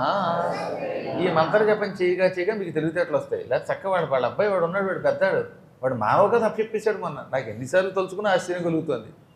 ఆ పరమేశ్వరుడి కొడుకులు 2 కొడుకులు నేను ఎరిగి ఎరగకుండా ఏమో తెలీదు. ఆ 2 కొడుకుల్లో పెద్ద కొడుకు ఉన్నాడు వాడు. ఆ 2లో పెద్దాడు మానవ కథ చెప్పాడండి వాడు. ఆ స్కూల్లో దాన్ని రికార్డ్ చేసి నాకు పెట్టారు. మా గురువు గారు బ్రహ్మశ్రీ అద్దిపర్తి పద్మాకర్ గారు ఇలా కూడా చెప్పేశాడు. పైగా ఆయన రాసిన పుస్తకం అదేదో ప్రజెంటేషన్ కార్యక్రమం అంట. అందులో ఆయన రాసిన పుస్తకం మానవ కథ.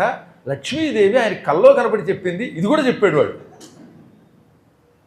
మిమ్మల్ని చెప్పండి అంటే అంటాడు. ఆ చుచ్చు అంటూ వాడు చెప్పింది అర్థమైంది అవ్వదు. ఎప్పుడు కూడా పెద్దవాళ్ళు. కానీ వాడు స్పష్టముగా ఆ కథ ఒక కథ కూడా చెప్పాడు వాడు. అందువల్ల పిల్లల్ని అలా తయారు చేయండి. అలా తయారు చేయాలంటే సరస్వతీ కటాక్షం ఉండాలి. సరే ఏదేమైతే లేండి. పువ్వులు దొరకలేదమ్మా, ద్వాదశీ వ్రతం చేసుకోవచ్చు. కానీ ఈసారికి పుష్ప పూజ లేదు. యోపాం పుష్పం వేద అని మానసికంగా పుష్పాన్ని చదువుకొని మంత్రపుష్పమే చదువుకొని తద్వారా మనం పూజ చేద్దాం అనగానే లేదండి, ఏళ్ల తరబడి నేను ఏకాదశి నాడు ఉపవాసం ఉండి ద్వాదశి నాడు తామర పువ్వులతో పూజ చేయటం అనే ఒక నియమం పెట్టుకున్నాను. ఎన్నాళ్లుగా నాకు తామర పువ్వులకి కొరత లేకుండా ఉన్నది. ఈ ద్వాదశి నాడు తామర పువ్వులతో పూజ చేయకపోతే నేను బతకలేను, ఎక్కడన్నా పువ్వులు దొరుకుతాయేమో చూడండి అన్నది ఆవిడ. ఈ కుష్ఠరోగి బోయేవాడు విన్నాడు. భార్యను పిలిచి, చూసావా, మనమేమో తిండి కోసం పువ్వులు అమ్ముకుందాం అనుకుంటున్నాం, ఆవిడేమో పువ్వులతో పూజ చేయకపోతే తిండి తినకూడదు అంటోంది. ఆవిడ ఎంత భక్తురాలు, వేశ్య అయితేనే ఆ పుణ్యాత్మురాలి భక్తి ముందు మన భక్తి ఎందుకు మనకు వస్తుంది, ఈ పువ్వులు ఆవిడకి ఇచ్చేద్దాం అన్నాడు ఆయన. భార్య కూడా అలాగే అంది.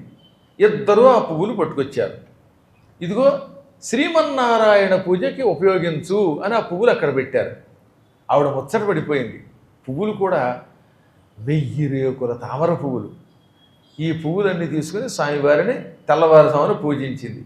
ఆ తర్వాత ఏమంది, నాయనలారా, లక్ష్మీనారాయణ పూజకి లక్ష్మీనారాయణలో మీరు వచ్చారు, మీ ఇద్దరు ఆది దంపతుల్లాగే ఉన్నారు, నాకు పువ్వులు పట్టుకొచ్చారు. ఈ పూట నేను దానాలు చేస్తాను, దాంతోపాటుగా దంపతి పూజ అని ఉంటుంది, భార్యాభర్తలు పూజించాలనుకుంటున్నాను. నాకు కులంతో పని లేదు. ఉపకారం చేసిన మహానుభావులు ఎవరైనా నా దృష్టిలో మహాత్ములే. దంపతి పూజకి మిమ్మల్ని వినియోగించుకుంటాను.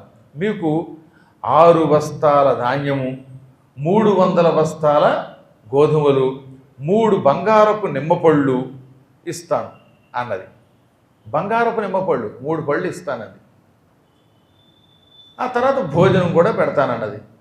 వాళ్ళు అన్నారు, మేము తీసుకోం. అమ్మా, నువ్వు ఎంతో కష్టపడి ఉపవాసం ఉండి ద్వాదశీ వ్రతము నాడు తామర పువ్వులతో పూజ చేయకపోతే అన్నం తినను, చావనైనా చస్తాను అన్న మాట నేను విన్నాను. నీకెంత పట్టుదల ఉంటే ఆ పూజకి పువ్వులు ఇచ్చిన మాకు పట్టుదల ఉంది. మేము కూడా తిండి కోసం లేకపోతే ఇంకో భోగాల కోసం ఈ పువ్వులు అమ్ముకోం. ఆ నారాయణ పూజలో మమ్మల్ని కూడా పాలు పంచుకొని అందులో పువ్వులకు మాత్రం డబ్బులు తీసుకోమన్నారు వాళ్ళు. పోను పని చేయండి, ఇవైనా తినండి అంది ఆవిడ. ఇవి తినం, ద్వాదశి ఘడియలు వచ్చేదాకా నువ్వు తిన్నంటున్నావుగా, మేము కూడా ద్వాదశి ఘడియలు వచ్చేదాకా తినము అన్నారు. తినకపోతే చచ్చిపోతారా బాబు, నేను కేవలం ఒకరోజే ఉపవాసం ఉన్నాను, మీరు చాలా రోజులుగా తిండి లేక మలమల మాడిపోతున్నారు, ఆపై నీవు రోగివి, రోగిష్టి వాడికి నియమాలు లేవంటే పోతే పోతుంది బోడి శరీరం, నేను మాత్రం ఈ శరీరంతో నువ్వు పెట్టింది తినను, ద్వాదశి వచ్చేదాకా ఆగుతానన్నాడు. ఆవిడ తెల్లపోయింది. చివరికి ఆ రాత్రి అంతా వాడు జాగరణ చేశారు.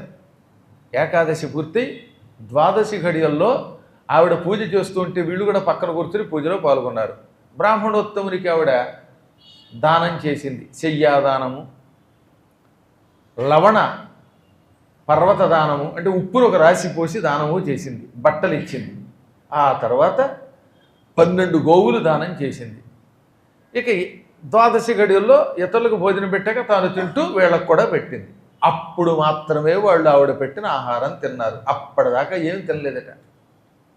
అనంతరం ఆ దంపతుల్ని పూజించి, నాయన ద్వాదశి నాడు భోజనం అయిపోయింది కదా, ఇప్పుడైనా డబ్బు పుచ్చుకుంటారంటే పువ్వులకి మాత్రం మేము పుచ్చుకోమని చెప్పేశారు వాడు. మళ్ళీ ఇంకోసారి ఎప్పుడైనా వస్తాం తప్ప పువ్వులు అమ్మం. పరమాత్ముని పూజకి పువ్వులు అమ్మడమా? పరమ పవిత్రమైన పరమాత్మ పూజకి మేము పువ్వులు తేవడం మా అదృష్టం. ఆ పువ్వులు కూడా మేము నిజంగా ఎంగిలి చేయలేదు. చేతికున్న పుళ్ళు కూడా అంటకుండా జాగ్రత్తగా మావిడ గుడ్డలో కట్టి పట్టుకొచ్చింది. ఆ పువ్వులు స్వామివారి కైంకర్యానికి ఉపయోగపడ్డాయి. అది మా అదృష్టం అన్నారు తప్ప ఒక్క పైసా పుచ్చుకోలేదు. కాబట్టి దీన్ని బట్టి ఏం తెలుస్తోంది? పువ్వులు కోస్తున్నప్పుడు వాళ్ళ ఆవిడే కోసింది, ఇతను కొయ్యలేదు. కోస్తే చేతికున్న రసి, ఈ పుళ్ళకున్న రక్తం పువ్వులు కంటుకుంటే ఆ పువ్వులు అపవిత్రం అయిపోతాయి కనుక. ఆ తర్వాత మూట కడుతున్నప్పుడు కూడా గుడ్డలో వేసి కట్టాడు ఆయన. ఆ గుడ్డ యొక్క అంచులకి ఏమైనా అంటుకుందేమో కానీ లోపల పువ్వులు కంటుకోకుండా చూశాడు. దేవతల పూజ కోసం తెచ్చే పువ్వులు అంత స్వచ్ఛంగా ఉండాలి. అటువంటిది ఉమ్మి అమ్ముతున్నారండి కొన్ని చోట్ల. నేను చూశాను, శ్రీశైలం దగ్గర అమ్ముతూ ఉంటే ఆ తర్వాత దుకాణం మొన్నే తీయించేశారు. ఇదేం గొడవ అండి బాబు? పువ్వుల మీద ఉమ్మడం ఏమిటి, ఖర్జూరాల మీద ఉమ్మడం ఏమిటి, పళ్ళ మీద ఉమ్మడం ఏంటి, ఈ తుపుకు బ్యాచ్ ఏమిటి? కర్మ కాకపోతే తుపాకీతో పిలిచేవాళ్ళాక కర్మ. మీరు కూడా అక్కడ ఉంటున్నారు, మీరు చూడండి జాగ్రత్తగా. విభూతి పెట్టుకొని బొట్టు పెట్టుకొని వాడు జై శ్రీరామ్ లేక ఓం నమ శివాయ అన్నప్పుడు మాత్రమే వాడు దగ్గర కొనండి. 3 సార్లు జై శ్రీరామ్ అనిపించండి. అన్నాడా కొనండి, ఓం నమ శివాయ అన్నాడా అప్పుడు కొనండి, లేకపోతే కొనకండి. ఈసారి పూలు కొనేటప్పుడు బాగా ఆలోచించండి. అలా కొనకపోతే భగవన్నామస్మరణం చేయించి వాడి చేత అప్పుడు మాత్రమే కొనకపోతే ఎవడి దగ్గర పడితే వాడి దగ్గర పువ్వులు కొని ఆ పువ్వులతో పూజ చేస్తే మీ పూజ సర్వనాశనం అయిపోయినట్టే. దానివల్ల మహాపాపం పొందుతారు. ఈ దృష్టిలో పెట్టుకోండి. జై శ్రీరామ్. అంత జాగ్రత్తగా పవిత్ర పుష్పాలతో అర్చన చెయ్యాలి. ఆ విధంగా శ్రీమన్నారాయణ పూజకి వారు ఇచ్చినటువంటి పువ్వుల పుణ్యం వారిని వరించింది. సకల పాపాలు నశించిపోయాయి. మీ ఇద్దరు చచ్చారు. చచ్చిన తర్వాత పూర్వజన్మలో పువ్వులు అమ్ముకోకుండా భక్తితో ఆ వేశ్యకి ఇవ్వడం వల్ల, పువ్వులకి డబ్బులు తీసుకుపోకుండా ఉండడం వల్ల, ద్వాదశి వ్రతం అయ్యాక కేవలం ద్వాదశి ఘడియల్లో మాత్రమే భోజనం చేయటం వల్ల, ఏకాదశి నాడు జాగరణ చేయటం వల్ల మీకు మహాపుణ్యం లభించింది. ఆ పుణ్యం వల్ల నువ్వేమో ఈ జన్మలో మహారాజుగా పుట్టావు. ఆనాటి నీ భార్యే నీకు ఈ జన్మలో కూడా భార్య అయ్యింది. అందుకే బ్రహ్మదేవుడు నువ్వు ఆనాడు చేసిన ఆ మహావ్రత ఫలం వల్ల నీకు ప్రత్యక్షమై పిలవగానే ఆకాశంలో ఎగరగలిగే విమానం వంటి పుష్పం ఇచ్చాడు. చూసావా? ఇది ద్వాదశి వ్రతము నాడు చేసినటువంటి పుణ్యఫలము. తామర పువ్వులు ఎంత గొప్ప ఆలోచించాలి. పవిత్రమైన తామర పువ్వులతో ఏదో ఒక ఏకాదశి నాడు తెల్లవారుసామున కానీ అర్ధరాత్రి కానీ ద్వాదశి ఘడియలు వచ్చేలోపు సేకరించి వాటితో పరమాత్ముడిని లక్ష్మీనారాయణుల్ని పూజించాలి. అనంతరం ఏకాదశి ఉపవాసం అయ్యాక ద్వాదశి వెళ్ళిపోయే లోపు అనమాట. ద్వాదశి వ్రతానికి నియమం ఏమిటి? గడియలు దాటిపోకూడదు. ఉదాహరణకి 12ంటికో ఇవాళ ద్వాదశి వెళ్ళిపోతుంది, ఆ 12 లోపు భోజనం చేయాలి. ఒక్కోసారి 10ంటికే ద్వాదశి వెళ్ళిపోతుంది, 10 లోపు భోజనం చేయాలి. 8ంటికి వెళ్ళిపోతే 8 లోపు భోజనం చేయాలి. ఆ భోజనం చేసే ముందు కూడా ఎవరినైనా పిలిచి వాళ్ళకి ఇంత అన్నం పెట్టడమో లేక ఏదన్నా దానం చేయటమో చెయ్యాలి. దానం చేయడం కుదరకపోతే, ఎవడు దొరకకపోతే మనస్సును అనుకోవాలట, దొరికినప్పుడు దానం చేస్తానని. అన్ని వేళ దొరకరుగా. ఒక్కొక్కప్పుడు రైల్లో ఉన్నావు, రైల్లో ద్వాదశి వ్రతం చెయ్యాలి. ఆ సమయంలో దానం పుచ్చుకోవడానికి ఎవడో దొరకలేదు. అప్పుడు ఏం చేయాలన్నమాట? నాకు దొరికినప్పుడు దానం చేస్తానని సంకల్పం చేసుకుని ఆ ద్వాదశి ఘడియలు వెళ్ళేలోపు ఏదో ఒకటి తినాలి. తినకుండా ఉండకూడదు. మళ్ళీ కొంతమందికి పడనివి తింటారు. ఆహారం తినండి అంటే ఏదైనా ఆహారమే కదా అని పిడివాదం చేయకూడదు. ఏదైనా ఆహారం ఎప్పుడంటే అభావమునందు. అంబరీషుడు ఉన్నాడు, ఆయన దుర్వాసుడిని పిలిచాడు, దుర్వాసుడు రాలేదు గనక ద్వాదశి ఘడియలు దాటిపోతున్నాయి కనుక మంచినీళ్ళు తాగాడు. కానీ నీకు అవకాశం ఉంది కాబట్టి నువ్వు అలా చేయకూడదు. దానిమ్మ రసం తాగేసేట, దాంతో వాంతులు పడవు కొంతమందికి. ఎసిడిటీ కదా. ఉపవాసాలు కలియుగంలో కఠికంగా ఉండకూడదని చెప్పాం కదా. కలియుగంలో అందరికీ కడుపులో గ్యాస్ ట్రబుల్ ఎక్కువ. ఈ గ్యాస్ ట్రబుల్ ఉన్నటువంటి వాడు ఏ దానిమ్మకాయో తిని, అరటిపండు తింటే, జామకాయ తింటే 3 రోజులు గర్భవతుల్లో వాంతులు చేసుకోవాలి. అక్కడి నుంచి సమస్యలు వస్తాయి. అందుకని కలియుగ నియమాలు వేరు.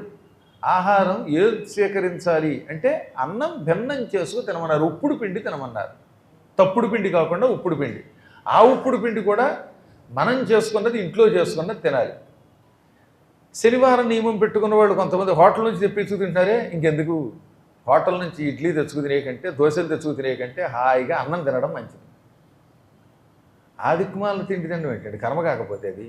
అలా తినేవాళ్ళు ఇప్పటికి కూడా ఉన్నారు. నేను తిరిగి కొవ్వూరులో ఓ దంపతులు ఉండేవారు. శనివారం మాకు శనివారం అనడం, ఆ బయట హోటల్ నుంచి ఇంతంత దోశలు తెచ్చుకు తినడం. ఆ దోశల్లో చట్నీ ఏంటనుకుంటున్నారు? మాంధాత గారి మనవడు చేసిన చట్నీ అది. అదే చట్నీ ఫ్రిడ్జ్లోంచి తీసేస్తాడు. ఇక ఆ పిండి రుబ్బుతున్నాయని చూశారో లేదో మీరు? లోపల అది రుబ్బుతున్నంతసేపు అందులో ఉప్పు ఎక్కర్లా. ఈయన శరీరం నుంచి అలా లవణం సముద్రంలో వీళ్ళు అందులో పడుతూ ఉంటుంది. అందుకని అంత రుచి దానికి. ఈ చెమట చిత్రం. అప్పుడప్పుడు కాలుతో తొక్కుతాడు వాడు. మధ్య మధ్యలో పిండిలో ఉప్పు సరిపోయిందో చూడాలి కదా. పిండిలో ఎంత ఉప్పు వేయాలో అంత ఉప్పు వేయాలంటే వాడు ఏం చేసేవాడు? ఇలా తీసే అని మళ్ళీ ఆ పిండి అందులో వేస్తాడు. ఇంకా కొంతమంది ఆ పిండి కలుపుతున్నప్పుడు వాడికి జలుబు మొత్తం అంతా కారిపోతూనే ఉంటుంది. బయట నానా చెత్త తినేసి డ్రింకులు తాగేస్తే ఏమవుతుందనమాట. అందుకని ఎప్పుడు చూసినా హచ్చి అని తుమ్ములు, జలుబులు ఉంటాయి. ఈ జలుబులతో వాడు శుభ్రంగా పిండి కలుపుతూ ఉంటాడు. 700 తుమ్ములు తుమ్మేటండి ఒకడు ఇలాగా. అది వచ్చి అందులో పడ్డాం. నేను చూశాను, అసత్యం అట్లా నేను కళ్ళారా చూశాను బాబు. చూసి ఇలాంటివన్నీ అబ్జర్వ్ చేసి మీకు చెబుతున్నాను. నా అనుభవం చాలా గొప్పదిలేండి. 1986లో పురాణం మొదలెట్టాను. అప్పటి నుంచి ఇప్పటివరకు బయట ఎందుకు ఏం తింటలేదంటే ఇదే కారణం. ఎంతోమంది చూశాను. కొంతమంది కాలుతో తొక్కడం. ఆ మధ్యలో ఒకడైతే చుట్ట కాలుస్తూ పిండి కలుపుతున్నాడు. ఈ చుట్ట అందులో విడిపోయింది. ఈ పిండితో అట్టేశాడు. వాడేమనుకున్నాడు, ఈ చుట్టలా విడిపోయి దాంట్లో ఉంటే కరేపాకు అనుకుని తినేశాడు. అదయ్యా మహానుభావులారా. కాబట్టి బయట కనపడిన చెత్తంతా తినేసేస్తే అది ఉపవాసమా? ఆ రకమైనటువంటి ఆహారం తిన్నటువంటి వాడు ఘోర క్రూర నరకాలకు పోతాడా? ముందు భూలోకంలో అనారోగ్యం రకం ఏమైపోతుంది? కాబట్టి సాధ్యమైనంత వరకు బయట తిండి అసలు తినకూడదు. ఉపవాసాల కాలంలో పవిత్రమైన ఆహారాన్ని ఏ ఉప్పుడు పిండినో తీసుకెళ్ళండి. రైల్లో ప్రయాణం చేస్తున్నప్పుడు ద్వాదశి గడియల్లో భోజనం చేయాలనుకున్నప్పుడు అన్నం కుదరకపోతే ఏ చపాతీలో పూరియో పడేది తీసుకెళ్ళండి, అవి తినండి. ఇందాక చెప్పినట్టుగా దానం చెయ్యడానికి ఆ సమయంలో నీవు ఇష్టపడినా పుచ్చుకునేవాడు లేడు కనుక నేను తిరిగి ఇంటికి వచ్చిన తర్వాత తోచింది దానం చేస్తానండి. ఆ దానం కూడా నీ శక్తిని బట్టి చెయ్యాలి. ఒక ఆయన ఉన్నాడు, 50,000 జీతం, ఎప్పుడు చూసినా 50,000 ఇచ్చేటివే కాదు. ఆ 50,000 జీతంలో ఎంతమందికి వాగ్దానాలు అనుకుంటున్నారు? వాడెవడో నైమిశారణ్యం వస్తానన్నట్ట, వాడికి టిక్కెట్ తీనే. ఆ తర్వాత వాడెవడో సుఖస్థలం వచ్చాడు, వాడికి టిక్కెట్ తీనే. ఏ రోజు జీతం అంతా ఇచ్చేయడం, ఇంట్లోనేమో రాగానే పెళ్ళాం మీద ఉసుక్కోవటం. ఎందుకని? స్థాయి మించి దానం చేయటం వల్ల. అన్నిటికీ నియమాలు చెప్పారు. మీరు దానం చేసేమన్నాం కదా అని చెప్పేసి మీ సమస్తం దానం చేసి ఇంటికి వెళ్ళాక తిండి లేకపోతే అప్పులు పాలైపోతే అది పాపం అండి. కలియుగంలో అలాంటి దానం నిషేధం అని చెప్పారు. ఎప్పుడూ దానము సర్వనాశనం అయ్యే దానం చేయకూడదు. నీకు 50,000 జీతం వస్తే ఒక 5,000 చెయ్యి, ఓ 45,000 దాచుకో. ఈ కుటుంబం నడపద్దా? ఎవడు నడుపుతాడు? అంతకాలం నడుపుతాడు. ఇతరుల మీద ఆధారపడాలి, అప్పుడైనా ఇంకోటి మీద. అది పాపమే కదా. కాబట్టి అన్ని రకాలైన బాధ్యతలని సక్రమంగా చూడాలి. ఇవి మన పురాణాలు చెబుతున్నాయి తప్ప నాశనమయ్యే మార్గం ఎప్పుడూ మన పురాణములు చెప్పలేదు. ఆ రోజున వాళ్ళు చేసిన ఆ పుణ్యం ఇదిగో ఈ జన్మలో వాళ్ళని కాపాడింది. అందువల్ల నాయన ఈ జన్మలో కూడా నువ్వు పుష్పవాహనుడనే పేరుతో ఉన్నావు. తామర పువ్వులతో నారాయణుడిని పూజించు, అది కూడా లక్ష్మీ సమేతంగా పూజ చెయ్యి. ఈ జన్మలో ప్రభువు గనక పూర్వజన్మలోలాగా కేవలం తామర పువ్వులు దానం చేయడం కాకుండా కొంచెం ఎక్కువ దానం చేయి. పూర్వజన్మలో పేదవాడు కనుక తామర పువ్వులు ఇచ్చాడు. ఈ జన్మలో కూడా తామర పువ్వులు ఇస్తానంటే ఎలాగా? తోటకూర కథ ఉంది కదా మీకు తెలుసుగా. ఓ రాజుగారు ఎప్పుడు రోజు అందరినీ పిలిచి దానం చేస్తానని ఇంత తోటకూర కట్టించి పంపేవాడు. అందరికీ కేజీలు తోటకూరే, ఇంకేమి ఇచ్చేవాడు కాదు. నేను ఎప్పుడో 86లో రాసిన కథ ఇది. కథ నేను రాసింది 86లో, బాలమిత్రలో రాశాను, చూసుకోండి ఒకసారి. ఇలా అందరికీ తోటకూర దానం ఇస్తూ ఉండేవాట. అందరూ తెలపోయేవారు. ఓహో ఏకాదశి అయ్యింది, ద్వాదశి నాడు దానం ఇస్తానండం. అందరూ ఏదో రాజుగారు కదా ఇస్తారనుకుంటే తోటకూర ఇచ్చి పంపించడం. ఇలాంటి వాళ్ళు ఉంటారు. నా పెళ్ళికి ఒక ఆయన ఇంగ్లీష్లో ఉన్న భగవద్గీత ట్రాన్స్లేషను ముత్తాత కాలం నాటిది చిరిగిపోయిన పుస్తకం భగవద్గీత చేతిలో పెట్టి ఇది మీ పెళ్ళి గిఫ్ట్ అన్నాడు. భగవద్గీత నాకు కంఠస్థం వచ్చు, పోనా ఇచ్చేదేదో తెలుగు కూడా కాదు, ఇంగ్లీష్ ఇది. అది కూడా చిరిగిపోయింది. ఆయన ఇంట్లో ఆ ఇల్లు అమ్మేస్తున్నాడు అనుకుంటాను. ఆ పుస్తకాలన్నీ అంటకట్టాలి, అందుకని పెళ్లి గిఫ్ట్ పైగా. పోనీ ఆ ఇచ్చేదేదో ఇప్పుడు 60వ ఏట ఇవ్వచ్చు కదా, రేపు వచ్చే సంవత్సరం ఎప్పుడో. అలా కాదు, పెళ్ళైన కొత్తలో ఎవడైనా ఇలాంటి గిఫ్ట్లు ఇస్తారా? ఏం చెబుతాం, ఏం పట్టుకుపోతారు డబ్బులు. ఇలాంటి వాళ్ళు కొంతమంది ఉంటారు, పనికి మాల దానం. అలా ఈ రాజుగారు అందరినీ పిలవడం, తోటకూర ఇవ్వడం. వాళ్ళంతా రాజుగారు బంగారం ఇస్తారనుకున్నాం, బంగారం లాంటి బట్టలు ఇస్తారనుకున్నాం, దిక్కుమాలాడు తోటకూర ఇచ్చాడని తిట్టుకుంటూ పోయేవారు. ఒక రోజున ఒక ఋషీశ్వరుడు వచ్చాడు. మహారాజా, తోటకూర వల్ల ఇంత గొప్పవాడు అయ్యావు, మళ్ళీ తోటకూర ఇస్తే వచ్చే జనంలో తోటకూరే అమ్ముకుంటావు అన్నాడు. అనగానే రాజుగారు తలపోయి అదేమిటండి అన్నాడు. అవునయ్యా, నీ పూర్వజన్మ రహస్యం నాకు తెలుసు, నువ్వెందుకు తోటకూర దానం చేస్తున్నావో తెలుసు అని అందరూ వింటూ ఉండగా చెప్పాడు. ఈ రాజుగారు పూర్వజన్మలో కటిక దరిద్రుడు. ఈయనకు తోట ఉండేది. ఆ తోటకూర అమ్ముకు బతికేవాడు. ఓసారి ఏకాదశి వచ్చింది. ఎవరో దానం చేయమంటే నా దగ్గర తోటకూరేగా ఉంది అని తోటకూర కట్ట ఓ పేద బ్రాహ్మడికి దానం చేశాడు. ఆ బ్రాహ్మడు ఆ తోటకూరతో అన్నం వండుకు తిని, అంటే అన్నం వండుకుంటే పులుసు వండుకుని ఆ పులుసు అన్నంలో వేసుకు తిన్నాడు. మళ్ళీ తోటకూరతో అన్నం వండుకున్నాడంటే తోటకూరతో అన్నం ఎలా వండాడు అని అడుగుతుంది. అన్నం వండుకున్నాక ఈ తోటకూర పులుసు వేసుకు తిన్నాడు. ఈ తోటకూర పేదరికంలో ఉండి కూడా ఓ పావలా వస్తుందని ఆశించకుండా దానం చేసిన పుణ్యం వల్ల ఈ జన్మలో రాజయ్య పుట్టాడు. ఈయనకి పూర్వజన్మ జ్ఞానం ఉన్నది. నేను పూర్వజన్మలో తోటకూర అమ్ముకునేవాడిని, ఆ కష్టకాలంలో ఓ తోటకూర కట్ట బ్రాహ్మడికి దానం చేశాను, ఆ పుణ్యం వల్ల రాజునయ్యానని ఇతనికి తెలుసు. కాబట్టి ఓహో తోటకూర వల్ల రాజునయ్యాను కనుక ఈ జన్మలో తోటకూర దానం చేస్తే వచ్చే జన్మలో ఏకంగా భూమండలానికి చక్రవర్తి అయిపోవచ్చని వచ్చిన వాళ్ళందరికీ తోటకూర దానం చేశాడు. రాజుగారి కథ చెప్పి, అప్పుడు దరిద్రుడివి, నీ దగ్గర తోటకూర తప్పేమీ లేదు, ఆ తోటకూర తినకపోతే నువ్వు బతకలేవు, అటువంటి తోటకూర దానం చేసినది పుణ్యం కనుక, నువ్వు పేదవాడివి కనుక అదే నీకు కొండంత ఫలితం ఇచ్చి రాజును చేసింది. ఇప్పుడు నీ దగ్గర బంగారం, వెండి, పొలాలు, వస్త్రాలు ఇవన్నీ ఉన్నాయి. ఇవన్నీ ఉండి కూడా మళ్ళీ తోటకూరే దానం చేసావు అనుకో, మళ్ళీ నెక్స్ట్ జన్మలో తోటకూరే అమ్ముకుంటావు.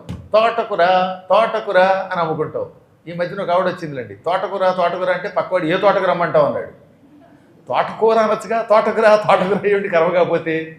పాత ఇన్ము కొంఠాం పాత ఇన్ము కొంఠాం, మరి అంత దీర్ఘం దిక్కల పాత ఇన్మని పాత ఇనుము కొంటాం అనొచ్చు. మన వాళ్ళు ఏంటో అమ్మేటప్పుడు రకరకాల మాట. మా ఇంటి పక్కన అన్నీ వినపడుతూ ఉంటాయి. సమోసే సమోసే అనేవాడు. ఏంట్రా వినగా వినగా సమోసా ఇక వచ్చిందా, సమోసే సమోసే, చచ్చినంత పని ఆ సమోసా అర్థం అవడానికి నాకు. తోటకురా తోటకురా అని ఒకడు, పాత ఇనుము కొంట అంటే చివరికి పాత ఇనుము కొంటాం అనమాట.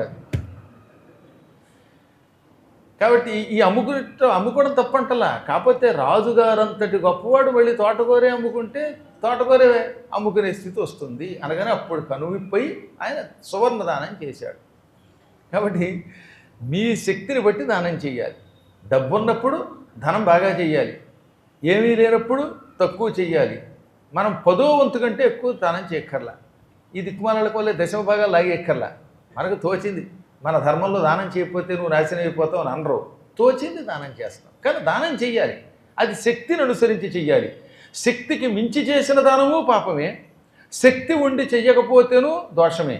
కాబట్టి రాజా, ఈ జన్మలో నువ్వు శక్తి ఎక్కువ ఉన్నవాడు గనక సువర్ణ దానాదులు చెయ్యి, తామర పువ్వులతో స్వామిని పూజించు అంటే అప్పుడు ఆ పుష్పవాహనుడు అలా నిరంతరం స్వామిని పూజించి ఆ పుణ్యం వల్ల ఇక పునర్జన్మ లేకుండా వైకుంఠానికి వెళ్ళిపోయాడు. ఆ వైకుంఠానికి వెళ్లే ముందు బ్రహ్మాది దేవతలు వచ్చి, నాయన ప్రపంచంలో అన్నిటికంటే గొప్ప క్షేత్రం పుష్కర క్షేత్రం. పుష్కరం అంటే తామర పువ్వు. నువ్వు చివరిసారిగా బ్రహ్మక్షేత్రానికి వెళ్ళి అక్కడ బ్రహ్మదేవుడికి 1000 తామర పువ్వులు సమర్పించి బంగారంతో తయారు చేసిన తామర పువ్వులు దానం చేసి సంవత్సర కాలం అక్కడ నివసిస్తే అప్పుడు వైకుంఠానికి వెడతామన్నారు. అందుకే ఆయన పుష్కర క్షేత్రంలో సంవత్సర కాలం వ్రతం చేశాడు. అందుకే అక్కడ చెప్పాడనమాట సుస్పష్టంగా. ఎన్నో శ్లోకంలో, 43వ శ్లోకంలో, పుష్కర క్షేత్రములో సంవత్సర కాలం పాటు పుష్కర వ్రతం ఆచరించిన పుణ్యం వల్ల వైకుంఠానికి వెళ్ళిపోయాడు. అందువల్ల ఈ వ్రతం ఎప్పుడైనా చేయొచ్చు. అవకాశం ఉన్నటువంటి వాళ్ళు పరమ పవిత్రమైన పుష్కర క్షేత్రంలో ఆచరిస్తే అటువంటి వాడు లోకం సారస్వతం యావృతి పునరావృత్తి దుర్లభం. పునరావృత్తి లేకుండా చేసేటటువంటి వ్రతం ఇది. ఈ పుష్పవాహనుడి చరిత్ర భక్తితో విని ఆయనలాగే తామర పువ్వులతో లక్ష్మీనారాయణుని పూజించిన వారు పుష్కర క్షేత్రానికి వెళ్ళినటువంటి వాళ్ళు సకల శుభాలు పొందుతారు. ఈ క్షేత్రాలకు వెళ్ళే వాళ్ళకి స్నానానికి కొన్ని నియమాలు చెప్పారు. కాశీ, గయా, ప్రయాగ, పుష్కరం ఇవన్నీ దివ్యక్షేత్రాలు. ఇప్పుడంటే ఇది పుష్కర వ్రతాలు, పుష్కర క్షేత్రము, పుష్కర పుష్పము, వీటికి సంబంధించిన కథ. ఇది కాకుండా ఇంకా ఏ క్షేత్రములకు వెళ్ళినా ఈ మంత్రం ఉపయోగించమన్నారు. ఎప్పుడైనా మీ అదృష్టం బాగుండి కాశీ వెళ్ళారు, గంగలో స్నానం చేస్తున్నారు. ప్రయాగ వెళ్ళారు, సంగమ స్నానం చేశారు. యమునా నదికి బృందావనం వెళ్ళారు, స్నానం చేశారు. పుష్కరానికి వెళ్ళారు, అక్కడ స్నానం చేశారు. అలా స్నానం చేసినప్పుడు ముందుగా స్నానమంత్ర జపం చేయాలి. స్నానమును ఆచరించకుండా దేవతా దర్శనం చేసినా, వ్రతాన్ని ఆచరించినా, దానం చేసినా అది అర్థమవుతుంది. కాబట్టి క్షేత్రములకు వెళ్ళినప్పుడు ముందు కర్తవ్యం ఏమిటి? స్నానమే. వీలున్నంత వరకు నదులలో స్నానం మంచిది. కొంతమందికి ఆరోగ్యం సహకరించడం వల్ల చేయగలుగుతున్నారు. మరి కొంతమంది పెద్దవాళ్ళు ఉంటారు, ఆరోగ్యం సహకరించదు. అటువంటి వాళ్ళు రూములో కూడా స్నానం చేయొచ్చు. కాశీ వెళ్ళి కూడా పాపం మెట్లు దిగలేక బాత్రూంలో స్నానం చేసేవాళ్ళు కొందరున్నారు. ముసలితనంలో పెడతారు, కాళ్ళు నొప్పులు పుడతాయి, దిగలేరు పాపం. లేదా చలికాలంలో చన్నీళ్ళు స్నానం చేయలేరు. అటువంటి వాళ్ళు బాత్రూంలో వేడి నీళ్ళతో కూడా స్నానం చేయొచ్చు. చేసిన ఈ మంత్ర అనుష్ఠానం మాత్రం చెయ్యాలి. ముందు స్నానం చేశాకే దేవతా దర్శనానికి వెళ్ళాలి. ఆ తదనంతరమే దానాలు చెయ్యాలి. అందులో ఏ క్షేత్రములకు వెళ్ళినా మనం చెప్పుకోవలసిన స్నాన మంత్రాలు ఇప్పుడు మీ చేత చెప్పిస్తాను. మీ అందరూ కూడా చెప్పండి. ముందేమో నేను చదువుకు వెళ్ళిపోతాను, తదనంతరం మీ చేత ఉచ్చారణ చేయిస్తాను. అవకాశం బాగుంటే చివరి క్షణాల్లో ఈ ప్రవచనం పూర్తయ్యేలోపు వీటిని మీకోసం ఎవరో ఒకళ్ళు పంచిపెడతారు. ముందు మీరేం చెప్పకండి, నేను చెప్పుకుపోతాను. ముందుగా గంగానది దగ్గరకో పుష్కరం దగ్గరకో యమునకో వెళ్ళి అక్కడ ఆ నదికి లేక సరోవరానికి లేక బాత్రూంలో అయితే అందులో ఉన్న బకెట్లో ఉన్న నీళ్ళకి నమస్కారం చేయండి. ఆ నీటిని సాక్షాత్తు గంగాదేవిగా భావించండి. అప్పుడు ఈ శ్లోకాలు చదవలను. కేవలం 4 శ్లోకాలేమో ప్రార్థన, ఒక శ్లోకం దాని యొక్క ఫలశ్రుతి. విష్ణో పాద ప్రసూతాసి వైష్ణవి విష్ణుదేవత త్రాహిన త్వేన సహ తస్మాదాజన్మ మరణాంతికాత్ త్యస్ర కోట్యర్ధకోటీ చ తీర్థానాం వాయురబ్రవీత్ దివి భువ్యంతరిక్షే చ తాని తే సంతి జాహ్నవి నందినీత్యేవ తే నామ దేవేషు నళినీతి చ దక్షా పృథ్వీ చ సుభగా విశ్వకాయా శివాసిత విద్యాధరీ సుప్రసన్న తథా లోక ప్రసాదిని క్షేమా చ జాహ్నవీ చైవ శాంతా శాంతిప్రదాయిని ఏతాని పుణ్యనామాని స్నానకాలే ప్రకీర్తయేత్ భవేత్ సన్నిహితా తత్ర గంగా త్రిపథగామిని. మళ్ళీ ఇప్పుడు నేను చెప్పిస్తాను, అందురానండి. విష్ణో పాద ప్రసూతాసి వైష్ణవి విష్ణుదేవత త్రాహి నః త్వేన సహ తస్మాత్ ఆజన్మ మరణాంతికాత్ తిస్రః కోట్యర్ధకోటీ చ తీర్థానాం వాయురబ్రవీత్ దివి భువ్యంతరిక్షే చ తాని తే సంతి జాహ్నవి నందినీత్యేవ తే నామ దేవేషు నళినీతి చ దక్షా పృథ్వీ చ సుభగా విశ్వకాయా శివాసిత విద్యాధరీ సుప్రసన్న తథా లోకప్రసాదిని క్షేమా చ జాహ్నవీ చైవ శాంతా శాంతిప్రదాయిని ఏతాని పుణ్యనామాని స్నానకాలే ప్రకీర్తయేత్ భవేత్ సన్నిహిత తత్ర గంగా త్రిపథగామిని. ఈ మంత్రములకు అర్థం ఏమిటి? ఓ జలదేవత, నీవు విష్ణువు యొక్క పాదముల నుండి పుట్టావు, అందుకే నిన్ను వైష్ణవి విష్ణుదేవత అంటారు.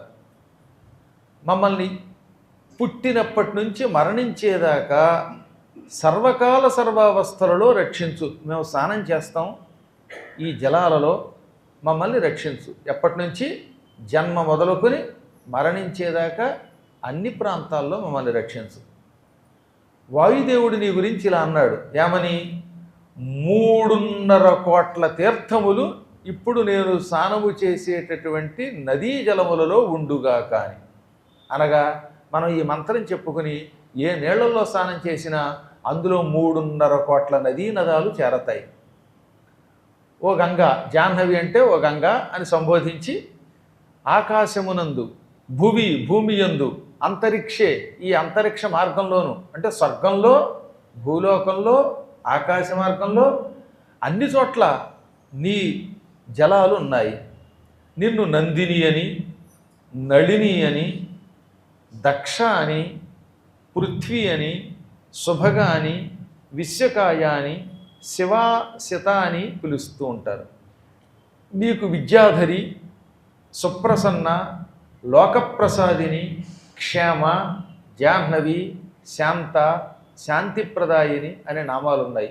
అనగా నీలో స్నానం చేస్తే నువ్వు విద్యను ధరించేదానివి విద్యను ఇస్తావు, విద్యాధర లోకాన్ని అందిస్తావు.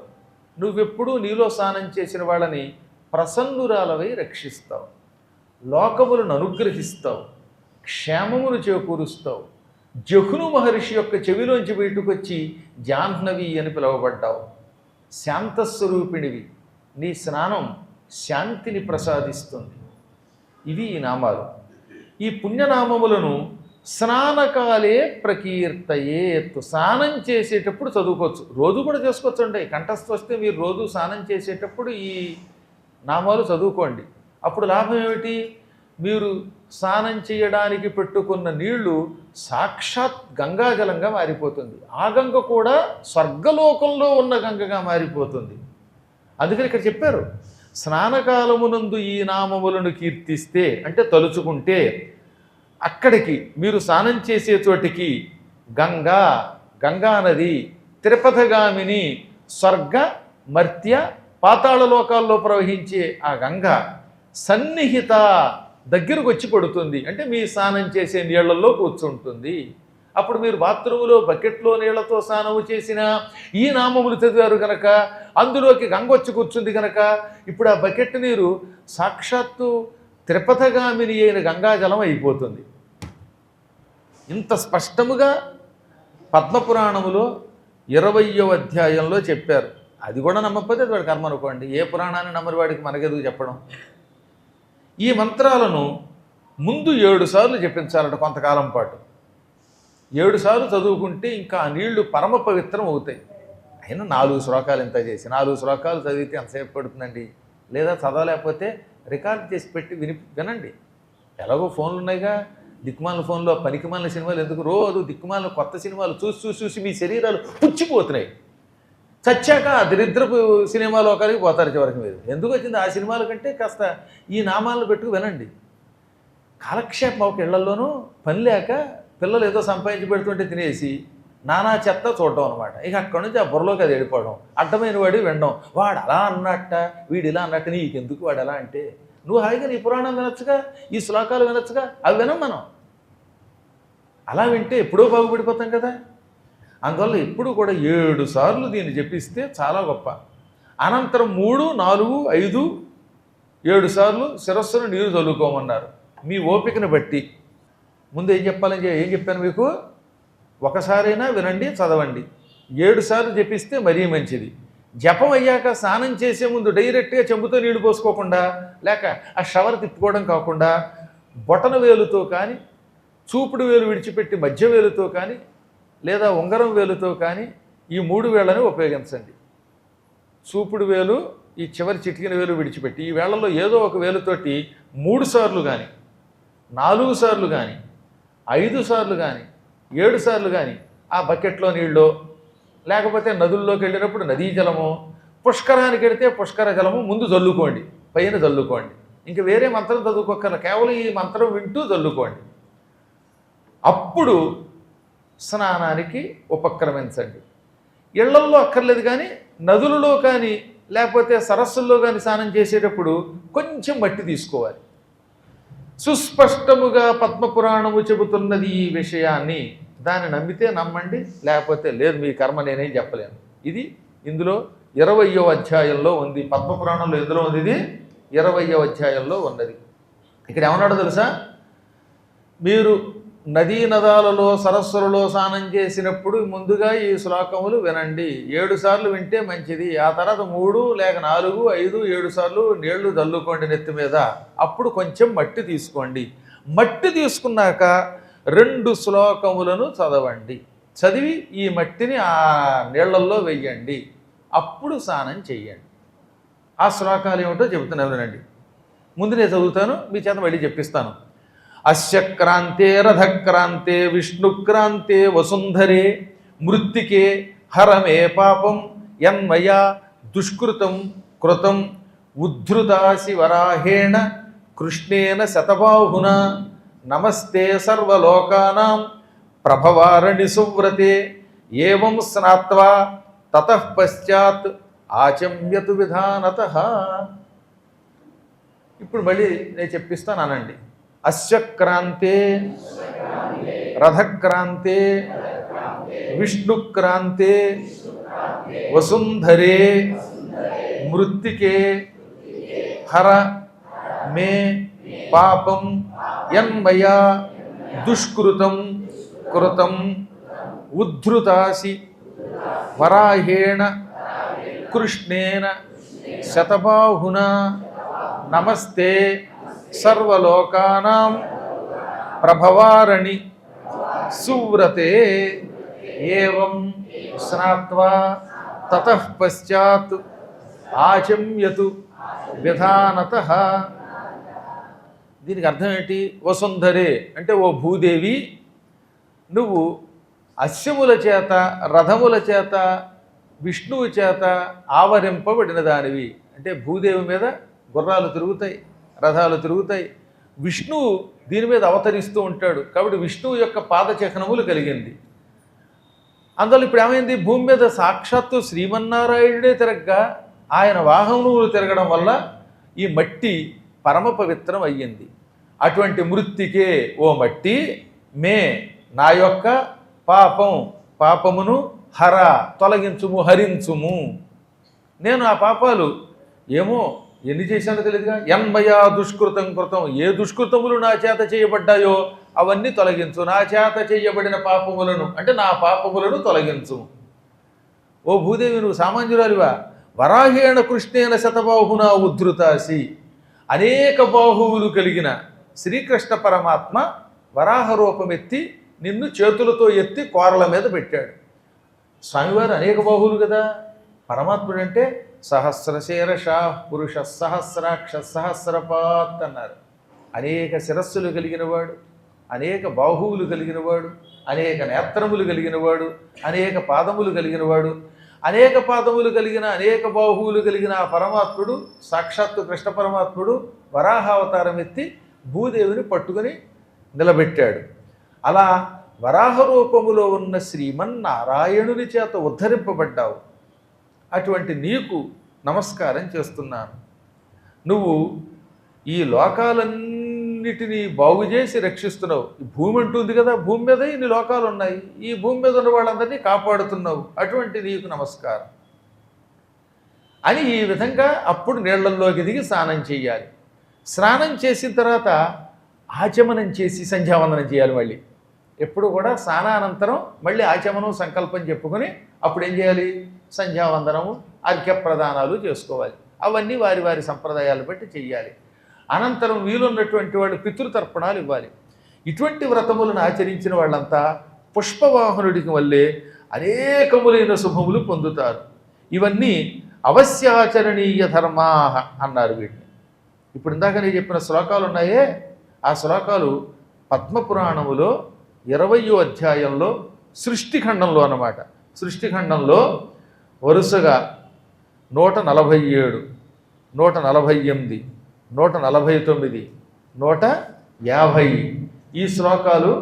ఆ తర్వాత ఇందాక అశ్వక్రాంతి రథక్రాంతి అనే శ్లోకాలు ఉన్నాయి చూసారా, ఆ శ్లోకాలు 152, 153 శ్లోకాలు. కాబట్టి దీన్ని బట్టి ఏం తెలుస్తుంది మీకు? మట్టి తీసుకుని వేయమని చెప్పాడా లేదా? ఎందుకంటే ఒక దరిద్రుడు ఉన్నాడు, గడ్డిపరక. అలాంటి వాడు ఎందుకు గంగలో గోదావరిలో స్నానం చేసినప్పుడు మట్టి వేస్తే గోదావరి పుడుగుపోతున్నాడు వాడు. మీరందరూ గోదావరిలో కాస్త మట్టి వేస్తే గోదావరి పుడుగుపోతుంది చూడండి. ఆ లెక్కన అందరం బ్రిడ్జి కట్టేస్తాం. గోదావరి ప్రవాహం ఉంది, ఈ పిసరమట్టి ఆగుతుందా? పిచ్చిబాగుడు కాకపోతే. ఎందులో ఉందని అడిగాడు. ఇదిగో పద్మపురాణంలో సృష్టిఖండంలో ఉందని చెప్పండి. ఇటువంటి వాళ్ళకి చెప్పాలండి, మూర్ఖులకి. పురాణాల్లో చెప్పినటువంటివి నేను ప్రామాణికంగా చెబుతున్నాను. పాపాత్ముల్ని ఖండించి వాళ్ళకి సరైన సమాధానం చెప్పకుండా ఊరుకుంటే మహాపాపం. భీష్ముడు అందుకే అంపశయ మీద పడుకున్నాడు. ద్రౌపదీదేవికి అన్యాయం జరుగుతుంటే నేను దుర్యోధనుడి తింటున్నాను కాబట్టి ఈ సమయంలో మాట్లాడకూడదని ఊరుకోవడం వల్ల పాప అంతటి వాడు కూడా, అంత మహాత్ముడు, విష్ణు సహస్రనామం, శాంతిపర్వం, ఆనుశాసనిక పర్వం చెప్పిన పుణ్యాత్ముడు కూడా ఏకంగా 3 నెలల పాటు ఆ బాణాల మీద పడుకున్నాడు లేదా. కాబట్టి మనం పాపాత్ములని ఖండించకపోతే, మన ధర్మాన్ని నిలబెట్టకపోతే ఈ పాపాన్ని మనం అనుభవిస్తాం. ఆయన ఆనాడు బాణాల మీద పడుకున్నాడు, మిగతా వాళ్ళు మంచం మీదో ఆసుపత్రిలోనో పెడితే వస్తారు. ఆసుపత్రిలో కూడా ఇలాంటి మంచి నర్సు గారు డాక్టర్ గారు అయితే కాస్త బాగానే చూస్తారు, కానీ దిక్కుమాల వాళ్ళు ఉంటారు. అలాంటి వాళ్ళ దగ్గరికి వెళ్ళి నానా యాతన పడతారు, మలమూత్రాలు ఎత్తేవాడు లేక చస్తారట. కాబట్టి అలాంటి పాపములు మనం చేయకూడదు. తర్వాత అప్పుడప్పుడు మన వాళ్ళు చేస్తున్న పొరపాటు అస్య క్రాంతే రథక్రాంతే విష్ణుక్రాంతే వసుంధర అంటున్నారు. వసుంధర అనకూడదు, వసుంధరే, అది సంబోధన. సంబోధనలో ఆకారాంత స్త్రీలింగ శబ్దములు ఎప్పుడు కూడా ఏ అయిపోతాయి. హే సీతే అనాలన్నమాట, ఓ సీత. అందువల్ల అక్కడ కూడా చిన్న చితగా పొరపాట్లు జరుగుతున్నాయి. బహుశా ఎక్కడైనా వేద మర్యాదలు అలా ఉంటే అది వేరే విషయం. కొన్ని చోట్ల పాఠాంతరాల్లో వేద మర్యాదల్లో వేద సంస్కృతానికి దీన్ని అంటగట్టకూడదు, ఎందుకంటే లౌకిక సంస్కృతానికి వేదానికి తేడా ఉంటుంది కాబట్టి. కానీ మనకి దొరికిన ఆధారాలను బట్టి, పద్మపురాణాన్ని బట్టి సంబోధనే కనుక వసుంధరే అనవలసింది. అప్పుడు ఏమవుతుందన్నమాట, సంపూర్ణ సార ఫలితం వస్తుంది. తదనంతరం సంధ్యావందనాదులు పితృతర్పణాలు ఇస్తే ఇక వాడికి వచ్చే పుణ్యం అంతా ఇంత కాదు. వాడు చెప్పాడండి, పితృదేవతలకి ఈ సంకల్ప స్నానానంతరం ఇచ్చేటటువంటి తర్పణముల వల్ల 1,000,000 యజ్ఞముల ఫలితం వస్తుంది. ఇంకా ఆ పుణ్యమును దేనితోటి కూడా పోల్చలేము. వీలుంటే ఈ పితృతర్పణాలు అయ్యాక క్షేత్రములలో అయినా, లేక క్షేత్రాల్లో కుదరకపోతే ఇంటికి వచ్చాకైనా సరే అన్నాడు, భోజనం పెట్టండి అన్నాడు. భోజనంచ తతఃపశ్చాత్ ద్విజపూర్వకంచ కారయత్. నిత్యం అంటే ఎలాగో పెట్టలేము.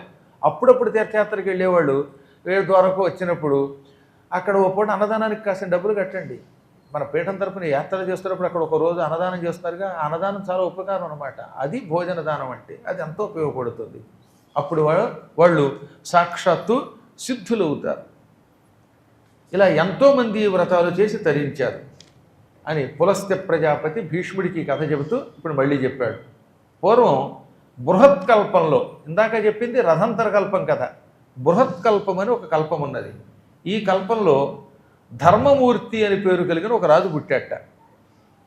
ఆసీత్పుర బృహత్కల్పే ధర్మమూర్తి జనాధిప. ఓ రాజుగారు ఉన్నాడు, అది బృహత్కల్పం, ఆయన పేరు ధర్మమూర్తి. నిజంగా ధర్మమూర్తి ఆయన ఇంద్రునికి ఆత్మీయ మిత్రుడు. ఇంద్రుడికి ఒకప్పుడు రాక్షసుల వల్ల కష్టం వచ్చింది. ఆ కష్టానికి పరిష్కారం తెలుసుకోలేక బ్రహ్మ దగ్గరికి వెళ్ళి, బ్రహ్మదేవ, రాక్షసులు వచ్చి మా స్వర్గం మీదకి దండయాత్రకు వచ్చారు, వీళ్ళని నేను యుద్ధంలో జయించలేకపోతున్నాను, వాళ్ళని జయించి నాకు తిరిగి సామ్రాజ్యం ఇచ్చి పెట్టేవాడు ఎవడున్నాడని అడిగితే, నీ మిత్రుడే ఒక ఆయన ఉన్నాడు భూలోకంలో, ఆయనకి ధర్మమూర్తి అని పేరు, చాలా గొప్పవాడు, పరమ పరాక్రమవంతుడు, ఆయన ఎవరికి సాయం చేస్తే వాళ్ళకి ఖాయంగా విజయం లభిస్తుంది, వెళ్ళు, ఆయన సాయం తీసుకో అన్నాడు. అప్పుడు ఇంద్రుడు ఈ ధర్మమూర్తి దగ్గరకు వచ్చి, దేవదానవ సంగ్రామంలో నాకు సాయం చేయమంటే ఈయన వెళ్ళాడు. ఇంద్రుడి రథంలో కూర్చుని, ఇంద్రుడికి బదులుగా తాను కూర్చుని మాతలి రథం తోలుతూ ఉండగా రాక్షసులతో యుద్ధం చేశాడు, రాక్షసుల్ని సంహరించాడు. రాక్షసులకి ఈయనంటే భయం పట్టుకుందిట. దైత్యాన్ సహస్రశః, వేల కొలది రాక్షసులు చంపిపారేశాడు. దాంతో పారిపోయారు వాడు. అసలు ఈ ధర్మమూర్తి వస్తున్నాడంటే రాక్షసులు హడిలి పారిపోయేవారట. ఆయన దొరికితే బాగుండు, ఓసారి పాపస్థితికి తీసుకెడదాం ఉంది. అనంతరం ఇంద్రుడికి విజయం లభించింది. అప్పుడు ఇంద్రుడు మెచ్చుకొని, నీకు అమిత తేజస్సు లభించుగాక అన్నాడు. అనగానే ఆ రాజుగారి ముఖమంతా కాంతితో నిండిపోయింది. ఎంత కాంతి అండి! అతడికి దేవతలు ఇచ్చిన వరం వల్ల, అతడు చేసిన ధర్మకార్యముల వల్ల అతని ముఖం కాంతితో వెలిగిపోతూ ఉంటే ఆ కాంతికి సూర్యచంద్రుల తేజస్సు కూడా తగ్గిపోయిందన్నారు ఏకంగా. సోమ సూర్యాదయో యస్య తేజసా విగత ప్రభా. సాధారణంగా మనం ఎదురుగుండా నిలబడితే సూర్యుడి కాంతి ముందు మనం వెలవెలబోతాం, కానీ ఈయన కాంతి ముందు సూర్యుడి కాంతి కూడా వెలవెలబోయింది, చంద్రుడి కాంతి కూడా వెలవెలబోయింది. అంత కాంతితో ఉన్నాడు ఆయన. మహాత్ముల ముఖంలో అటువంటి వర్చస్సు ఉంటుంది. సరే, ఆయన అదృష్టం, ఆయనకి బంగారం లాంటి భార్య, త్రైలోక్య సుందరి కూడా దొరికింది, లక్ష్మి లాంటిది ఆవిడ. ఆయనకి సంతానము కలిగింది. ఓసారి ఆయన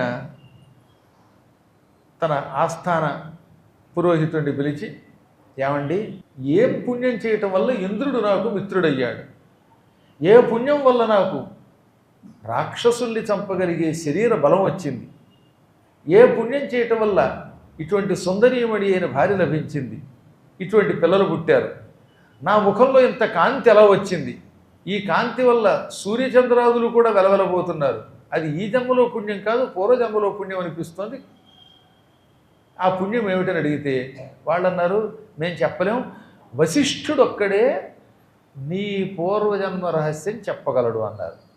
ఒకప్పుడు ఈయన వశిష్ఠుడిని కూడా పురోహితుడిగా పెట్టుకుని ఎన్నో కార్యాలు చేశాడండి. అందుకని వెంటనే ఆయన దగ్గరికి వెళ్ళాడు. వెళ్ళి వశిష్ఠం ఋషి సప్తమం, మునీశ్వరుల్లో శ్రేష్ఠుడైన వశిష్ఠుడి దగ్గరికి వెళ్ళి నమస్కరించాడు. ఇదే ప్రశ్న అడిగాడు, నేను పూర్వజన్మలో ఏమైనా చేశానా అని. అప్పుడు ఆయన చెప్పాడు, నీ పూర్వజన్మ పుణ్యం ఒకటి ఉందిరే బాబు. పూర్వం లీలావతి అని పేరు కలిగిన ఒక వేశ్య పుష్కర క్షేత్రం దగ్గర ఉండేది. ఆ పుష్కర క్షేత్రంలో బ్రహ్మదేవుణ్ణి ఉపాసించేది. అక్కడ బ్రహ్మాలయంతో పాటుగా శివాలయం కూడా ఉందని చెప్పారు కదా. ఆ శివుడికి భస్మంతో అభిషేకం చేసేది. ఆవిడ తరచుగా ఉప్పుని ఒక గుట్టగా వేసి, దానికి ఏమని పేరని చెప్పాను, లవణ పర్వతం, ఆ పర్వతాన్ని దానం చేసేది. బంగారాన్ని కూడా దానం చేసేది. ఓసారి ఆయన ఆ వేశ్య బంగారంతో ఉసిరికాయలు తయారు చేసి కార్తీక మాసంలో దానం చేద్దాం పుష్కర క్షేత్రంలో అనుకున్నది. వెంటనే బంగారం పని చేసి పెట్టి ఒక ఆయన పిలిచింది. ఆయన, నువ్వు బాగా బంగారంతో నగలు చేస్తావు, నాకు ఉపకారం చేసి పెట్టు, నీకు ఎంత కావాలంటే అంత మజూరి కూలీ ఇస్తాను. బంగారంతో ఉసిరి చెట్టు, ఆ చెట్టుకి కాయలు కాస్తున్నట్లుగా చెక్కు అన్నది. దానికి తగిన బంగారం ఇచ్చింది. ఎందుకమ్మా అని అడిగిన. కార్తీక మాసంలో పుష్కర క్షేత్రంలో సువర్ణంతో తయారు చేయబడిన ఉసిరి చెట్టు, ఆ ఉసిరి చెట్టుకే వేళ్లాడుతున్నటువంటి బంగారపు ఉసిరికాయలు, వీటిని దానం చేస్తే బ్రహ్మదేవుడు కొత్త రాత రాస్తాడని, అటువంటి వాడు మోక్షం పొందుతారని, వైకుంఠానికి పెడతారని శాస్త్రకారులు చెప్పారు, అందుకే నేను అక్కడ దానం చేస్తున్నాను అన్నది ఆవిడ. మీకు అర్థమైంది కదా. సాధారణంగా బంగారంతో ఉసిరికాయలు చేసి దానం చేస్తారు, కానీ బంగారపు ఉసిరి చెట్టు, ఆ చెట్టుకేమో బంగారపు కాయలు కాస్తూ ఉండగా తయారు చేసి దానం చేయడం చాలా కష్టం. ఎందుకంటే ఒక ఉసిరికాయ చేయాలంటేనే బోలెడంత బంగారం అవుతుంది. చెట్టుకు ఉసిరికాయలు, కొమ్మలు, ఆకులు ఇవన్నీ చేయాలంటే చాలా కష్టం. ఆ మధ్యన పాపం మా అర్చక స్వామి వారికి ఒక ఆవిడ కార్తీక మాసంలో దానం చేసింది బంగారు ఉసిరికాయ. ఇదిగో మీ చేతిలో బంగారు ఉసిరికాయ పెట్టానంటుంది. ఏదంటాడు ఈయన, అదిగో అంటుంది ఆవిడ, ఏది అంటాడు ఈయన. ఈ విధంగా వాదోపాదాలు జరిగాయి. చివరికి జరిగింది ఏంటంటే, ఉసిరికాయ అనే పేరుతో ఆవిడ షాపులోంచి ఇంత రసన పట్టుకొని చేతిలో పెట్టింది, గాలికి ఎగిరిపోయింది. అది ఏం చేస్తాం, ఆయన అదృష్టం అది. ఇప్పటి వరకు ఆ ఉసిరికాయ కోసం వెతుక్కొని లంక కూడా వచ్చాడు. చివరికి ఆయన లంకకు వచ్చినా ఆ కుర్ర కుక్కకి ఆ ఉసిరికాయ దొరకలేదు. ఎవరన్నా ఉంటే ఉసిరికాయ ఏరి పెట్టాడు పాపాన్ని. ఏమిటో కొంతమంది దానం చేస్తారు, ఏముండదు అందులో, పల్చగా ఉందా లేదా అని దానం చేయడం ఎందుకు. కనీసం బంగారం కనపడాలి కదటండి, చేతిలో పెట్టగానే ఆ రసన ఎగిరిపోతే. ఆవిడ అలా కాదు, నిజంగా ఓ మంచి చెట్టు, ఆ చెట్టుకి కాయలు, ఆకులు అన్నీ కూడా చెక్కించి బంగారంతో తయారు చేయించి దానం చేస్తాను, అలా దానం చేస్తే నాకు మోక్షం వస్తుంది, ఇది శాస్త్ర సమ్మతం అనగానే వెంటనే ఈయనకి కూడా, అమ్మా బంగారం దానం చేస్తే నీకు ముక్తి వస్తుందని అంటున్నావు నువ్వు, బంగారం దానం చేయలేనివాడు ఆ చెట్టు తయారు చేస్తే కూడా పుణ్యం వస్తుందా, ఉసిరికాయలు తయారు చేస్తే పుణ్యం వస్తుందా అంటే వస్తుంది నాయన అంది ఆవిడ. అందరూ బంగారం దానం చేయలేరు, అటువంటప్పుడు ప్రత్యామ్నాయాలు ఉంటాయి. అందున ఇప్పుడు నువ్వు ఉన్నావు అనుకో, బంగారం చెట్టు ఉసిరికాయలు తయారు చేసావనుకో, అప్పుడు నీకు కూడా కొంత పుణ్యం ఉంటుంది. కర్త కారయిత చైవ ప్రేరకశ్చానుమోదక సర్వదా సర్వకార్యేషు చత్వార సమభాగిన అని శాస్త్రం చెబుతున్నది. కర్త దానం చేసేవాడు, కారయిత చేయించేవాడు, ప్రేరక ప్రేరేపించేవాడు, ఈ వ్రతం చెయ్యండి అని చెప్పేవాడు, అనుమోదక చూసి సంతోషించేవాడు. ఈ నలుగురికి ఫలితం వస్తుందండి. ఇప్పుడు మీలో ఎవరైనా దానం చేస్తున్నారు, దానం చేసినవాడికి ఎలాగో ఫలితమే. ఏమండీ మండపం కడుతున్నారు పద్మాకర్ గారు, ఇవ్వండి దానం అని ప్రోత్సాహపరుస్తారు కదా, రోజు అనౌన్స్ చేస్తారు కదా, గురు భగవాన్ గురువు గారికి దానం చేయండి అని చెప్పాను అనుకోండి, అది కూడా పుణ్యమే. అది కారయిత అంటే. ఇంకా ప్రేరకుడు అంటే ప్రేరేపించేవాడు అనమాట. ఒరే నాయన, ఆయన అనౌన్స్ చేశాడురా, నువ్వు చేస్తే మంచిది, చేయలేకపోతే కాస్త యాచన చేసేనే చెయ్యి అని ప్రోత్సాహపరిచేవాడు. ఇక ఈ మూడు చేయలేని వాళ్ళు కొందరు ఉంటారు. వాడు దానం చేయలేడు, అనౌన్స్ చేయడు, అంటే తను కారయిత కాలేడు, ప్రోత్సాహము చేయలేడు, కానీ దానం చేస్తూ ఉంటే సంతోషిస్తాడు. పోన్లే వాళ్ళేనా చేశారు అని మనస్సులో సంతోషిస్తే వాడు అనుమోదకుడు అనమాట, ఆమోదించాడనమాట, సంతోషపడ్డాడనమాట. అంతేగాని అమ్మ బాబోయ్ ఆయన డబ్బులు ఇచ్చేస్తున్నారు అని ఏడ్చాడా వచ్చే జన్మలో గొంతు ఉండదు, కుష్ఠరోగం వస్తుంది. అంతే, అది ఏడవకూడదు. పక్కవాడికి డబ్బులు ఇస్తూ ఉంటే ఏమో వాడు అదృష్టం బాగుండి ఇస్తున్నాడు, నేను కూడా ఇవ్వాలనుకోవాలి, లేదా కనీసం సంతోషించాలి ఇస్తున్నందుకు. అంతేగాని కొంతమంది కుళ్ళిపోతారు బాబోయ్, అలా తొంగి చూసి ఆయనకు వచ్చింది నాకు రాలేదని ఏడుస్తారు. దానివల్ల ఎలాగో నీకు రాదు, ఉన్నది కూడా పోతుంది. కాబట్టి కనీసం సంతోషించాలి. ఈ నలుగురికి ఎంతో కొంత ఫలితం వస్తుంది. నలుగురు సమభాగినులు అన్నారు. 4 పావలాల వాటాలన్నమాట పొందుతారు. కాబట్టి బంగారపు ఉసిరికాయ చెట్టు చెయ్యడం వల్ల కూడా నీకు ఫలితం వస్తుందనగానే వాడు సంతోషించాడు. ఆవిడిచ్చిన బంగారం చాలా ఉన్నది. ఆ బంగారంతో చక్కని ఉసిరి చెట్టు, ఆ చెట్టుకి కొమ్మలు, ఆ కొమ్మలకు ఆకులు వేళ్లాడుతున్నట్టుగా ఒరిజినల్ చెట్టా అన్నట్టుగా చేశాడు. ఉసిరికాయలు కూడా వేళ్లాడుతున్నట్టుగా చెక్కాడు. 100 కేజీల బంగారంతో తయారు చేసేటంగా. ఆవిడంత గొప్పదో. ఆవిడ దొరికితే బాగుండు. ఆ పని చేసి పెట్టిన పుణ్యాత్ముడు కూడా దొరికితే ఇంకా బాగుండు. అంత అయ్యాక ఆవిడ చేతిలో పెట్టాడు. తీసుకుని ఆవిడ ఇవ్వబోయింది. ఏమంటే మజూరి కూలి ఇవ్వబోయిందిట, చేతి కూలి ఇవ్వబోయింది. నేను తీసుకోను అన్నాడు ఆయన. అదేంటి నాయన, బంగారపు పని చేస్తేనే నువ్వు బతుకుతావు, ఎంతో కష్టపడి ఇంత పని చేసావు, ఎంతో కొంత న్యాయంగా కాస్త కూలి తీసుకో అని చెప్పింది ఆవిడ. నేను తీసుకోను అన్నాడు ఆయన. ధర్మ కార్యమితి జ్ఞాత్వా నగృహీతంచ వేతనం. అమ్మా నిజంగా నేను కష్టపడి చేసినందుకు ఎంతో కొంత కూలీ తీసుకోకపోతే, మజూరీ తీసుకోకపోతే బతకలేను. కానీ ఇది దేవకార్యం, ధర్మకార్యం, దానం కోసం నీ బంగారమంతా దానం చేసేస్తున్నావు నువ్వు. రేపు పొద్దున నీకు బతుకుండదు మొత్తం దానం చేస్తే. అయినా వేశ్యావృత్తితో డబ్బు సంపాదించాను, ఎందుకు వచ్చింది ఈ డబ్బు అని విరక్తితో దానం చేస్తున్నావు నువ్వు. అందున పుష్కర క్షేత్రం ఇది. నువ్వే ఇంత కష్టపడి నీ సొమ్మంతా బంగారంగా మార్చి ఆ బంగారంతో ఉసిరి చెట్టు తయారు చేసి దాన్ని దానం చేస్తూ ఉంటే నేను మాత్రం ఎలా తీసుకుంటాను కూలి? నాకు వద్దన్నాడు. ఆవిడ బతిమాలన తీసుకోలేదు. ఆవిడ ఆశ్చర్యపోయింది. ఇంతలో ఇతని భార్య వచ్చింది. ఏమంటే మెరుగు పెట్టే పని నాదండి అని ఈ ఉసిరి చెట్టు చేసిన ఆయన భార్య చక్క మెరుగు కూడా పెట్టింది. ఆ తర్వాత దాన్ని ఆ లీలావతి అనే ఆవిడ పుష్కర క్షేత్రంలో పెట్టి పూజించి మహాత్ముడైన వ్యక్తికి దానం చేసింది. ఆ తర్వాత ఆవిడ మోక్షం పొందింది.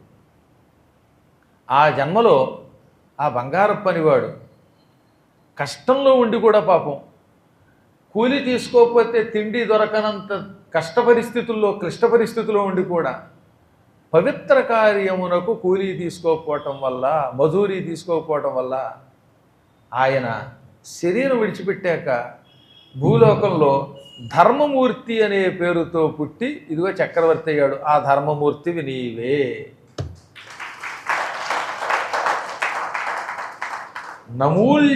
నమూల్యమాదాద్వేశ్యాత యత సభవానివ సాంప్రతం సప్తద్వీపపతిర్జాత సూర్యకోటి సమప్రభ. చూసావా, ఆ జన్మలో నువ్వంత మహోపకారం చేసి పుణ్యకార్యం చేసి ఆవిడికి తోడ్పడడం వల్ల ఈ జన్మలో సప్తద్వీపములతో కూడిన వసుంధరని పరిపాలించావు. సూర్యకోటి సమప్రభుడివయ్యావు. అంటే కోటి సూర్యుల కాంతితో నీ ముఖం వెలిగిపోతోంది. ఇక నీ భార్య ఆవిడ ఆ రోజున మెరుగు పెట్టింది దానికి. ఆ పుణ్యంతో నిన్ను సమర్థించిన పుణ్యంతో భానుమతీతవా, భానుమతి అనే పేరుతో నీకు భార్య అయ్యింది. ఇక్కడ ఇంకో విషయం గుర్తుపెట్టుకోవాలి మనం. ఆయనంటే ఏదో పురాణాలు విన్నాడు, ధర్మం చేయటం మంచిది అనుకున్నాడు, త్యాగం చేశాడు. భార్య అంగీకరించాలని ఎక్కడుంది? వేరే దౌర్భాగ్యుడా, కష్టపడుతున్నాం మనం, డబ్బులు తేకపోతే ఎలాగా, ఆవిడిచ్చిన డబ్బు పుచ్చుకో అనలేదు. ఆవిడ కష్టకాలంలో భర్తకు అండగా నిలిచి ఏమండో ఇది మంచి ధర్మకార్యం అండి చెయ్యండి అని భర్తని ప్రోత్సాహపరిచింది. పైగా తాను కూడా సాయం చేసింది, మెరుగుపెట్టింది. ఆ పుణ్యం వల్ల ఈ జన్మలో భానుమతి అనే పేరుతో నీకు భార్య అయ్యింది. మీరిద్దరూ సకల సౌభాగ్యాలు అనుభవిస్తున్నారు. పుష్కర క్షేత్రములో ఏ వంకతో పుణ్యకార్యము చేసినా దాని ఫలితము ఈ జన్మలో ఇలా అనుభవించవలసిందే ఎవరైనా. కాబట్టి పుష్కరంలో మీరు అక్కడ స్నానం చేసినా, దానం చేసినా, జపం చేసినా ఇవి ఎక్కడికి వెళ్ళవు. వచ్చే జన్మలో మీ వెంటబడి వస్తాయి, మిమ్మల్ని మహాత్ముల్ని చేస్తాయి, ఐశ్వర్యవంతుల్ని చేస్తాయి, సౌభాగ్యం కలిగిన వారిని చేస్తాయి, దారిద్ర్యం లేకుండా చేస్తాయి, పండితుల్ని చేస్తాయి, అనేక శుభలక్షణములను ఇస్తాయి. ఇప్పుడు అర్థమైందా పుష్కరం ఎంత గొప్పదో? దేవతల చేత కూడా నువ్వు పూజింపబడ్డానికి గల కారణం ఆనాడు నువ్వు చేసిన పుణ్యం అన్నాడు.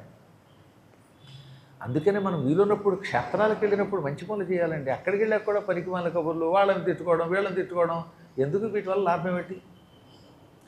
కాశీ వెళ్ళాడంటే బెనారస్ చీరలు 100 కొనుక్కు తెచ్చుకొచ్చి అమ్ముకోవడానికే. అందువల్ల అక్కడికి వెళ్ళిన కాసేపు ఇలా పవిత్ర స్నానం చేయాలి. పుష్కరం వెళ్ళాం, హాయిగా స్నానమో దానమో చెయ్యాలి. అందువల్ల ఎన్నోసార్లు చెప్పాను కదా మీకు, ఈ ప్రపంచంలో మనకు కూడా వచ్చేది ఈ దానమే. అలాగని సర్వనాశనం అయ్యే దానం చేయొద్దని చెప్పాను కనుక దాన్ని మళ్ళీ తీసి పక్కన మాత్రం పెట్టద్దు. మళ్ళీ ఒక్కసారైనా మళ్ళీ ఇంకోసారైనా పాడుకోవడమే. దానం ధర్మమే వేదాల నీతి సారం, నీ దానం నీ ధర్మం నిరుపేదల జీవాధారం.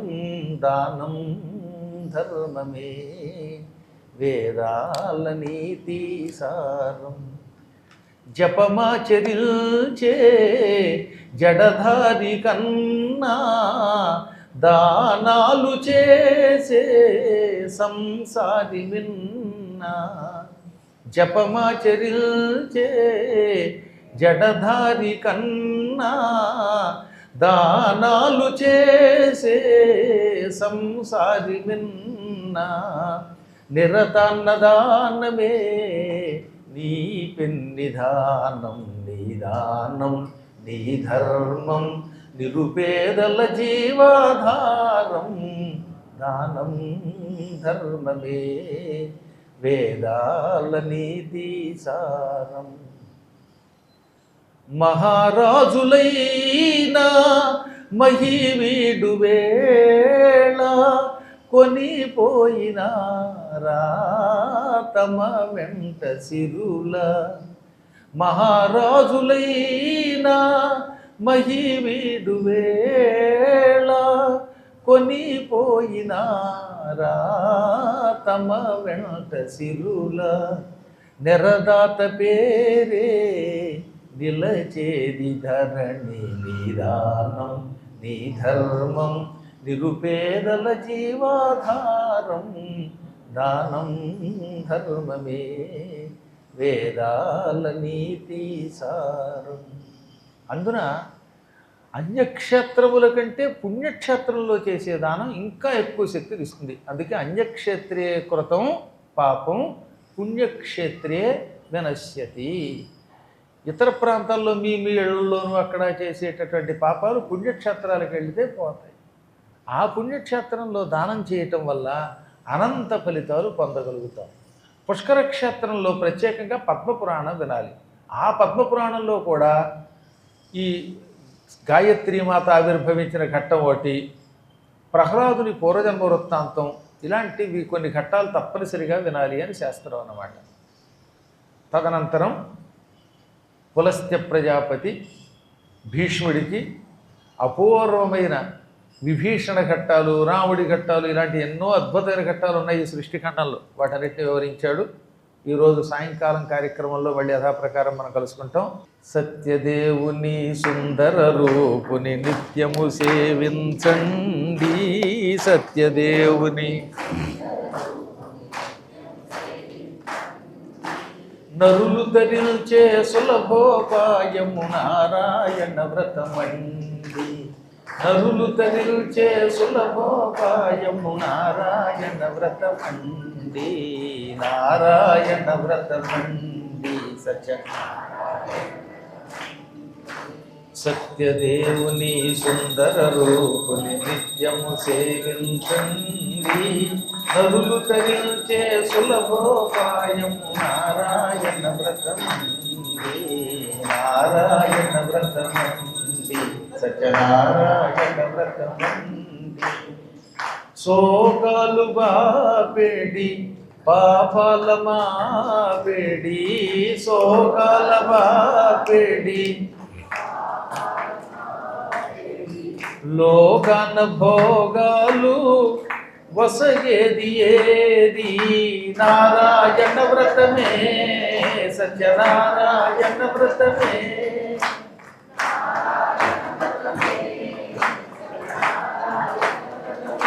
ఏ శాంతి సుఖాల తేలించునేది ఆనందదాయి వేరేది సత్యదేవుని సుందర రూపుని నిత్యము సేవించండి నరులు ధరించే సులభోపాయం నారాయణ వ్రతమండి నారాయణ వ్రతమండి సత్య.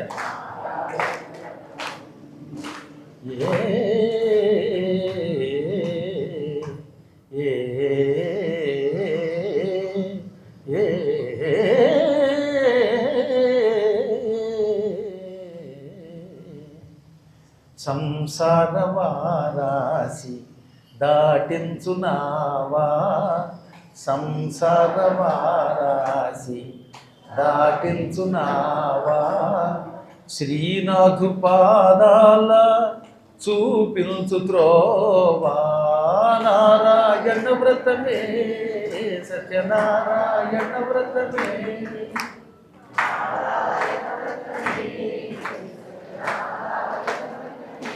సంసార వారాసి దాటించునావా శ్రీనాథు పాదాల చూపించు త్రోవా నారాయణ వ్రతమే సత్యనారాయణ వ్రతమే.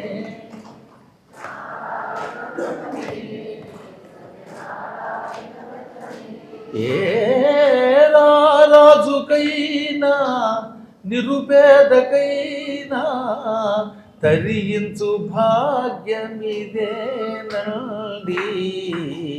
సత్యదేవుని సుందర రూపుని నిత్యము సేవించండి నరులు తరించే సులభోపాయం నారాయణ వ్రతమండి నారాయణ వ్రతమండి సత్యనారాయణ వ్రతమండి. హరినారాయణ గోవింద భక్తపరాయణ గోవింద హరినారాయణ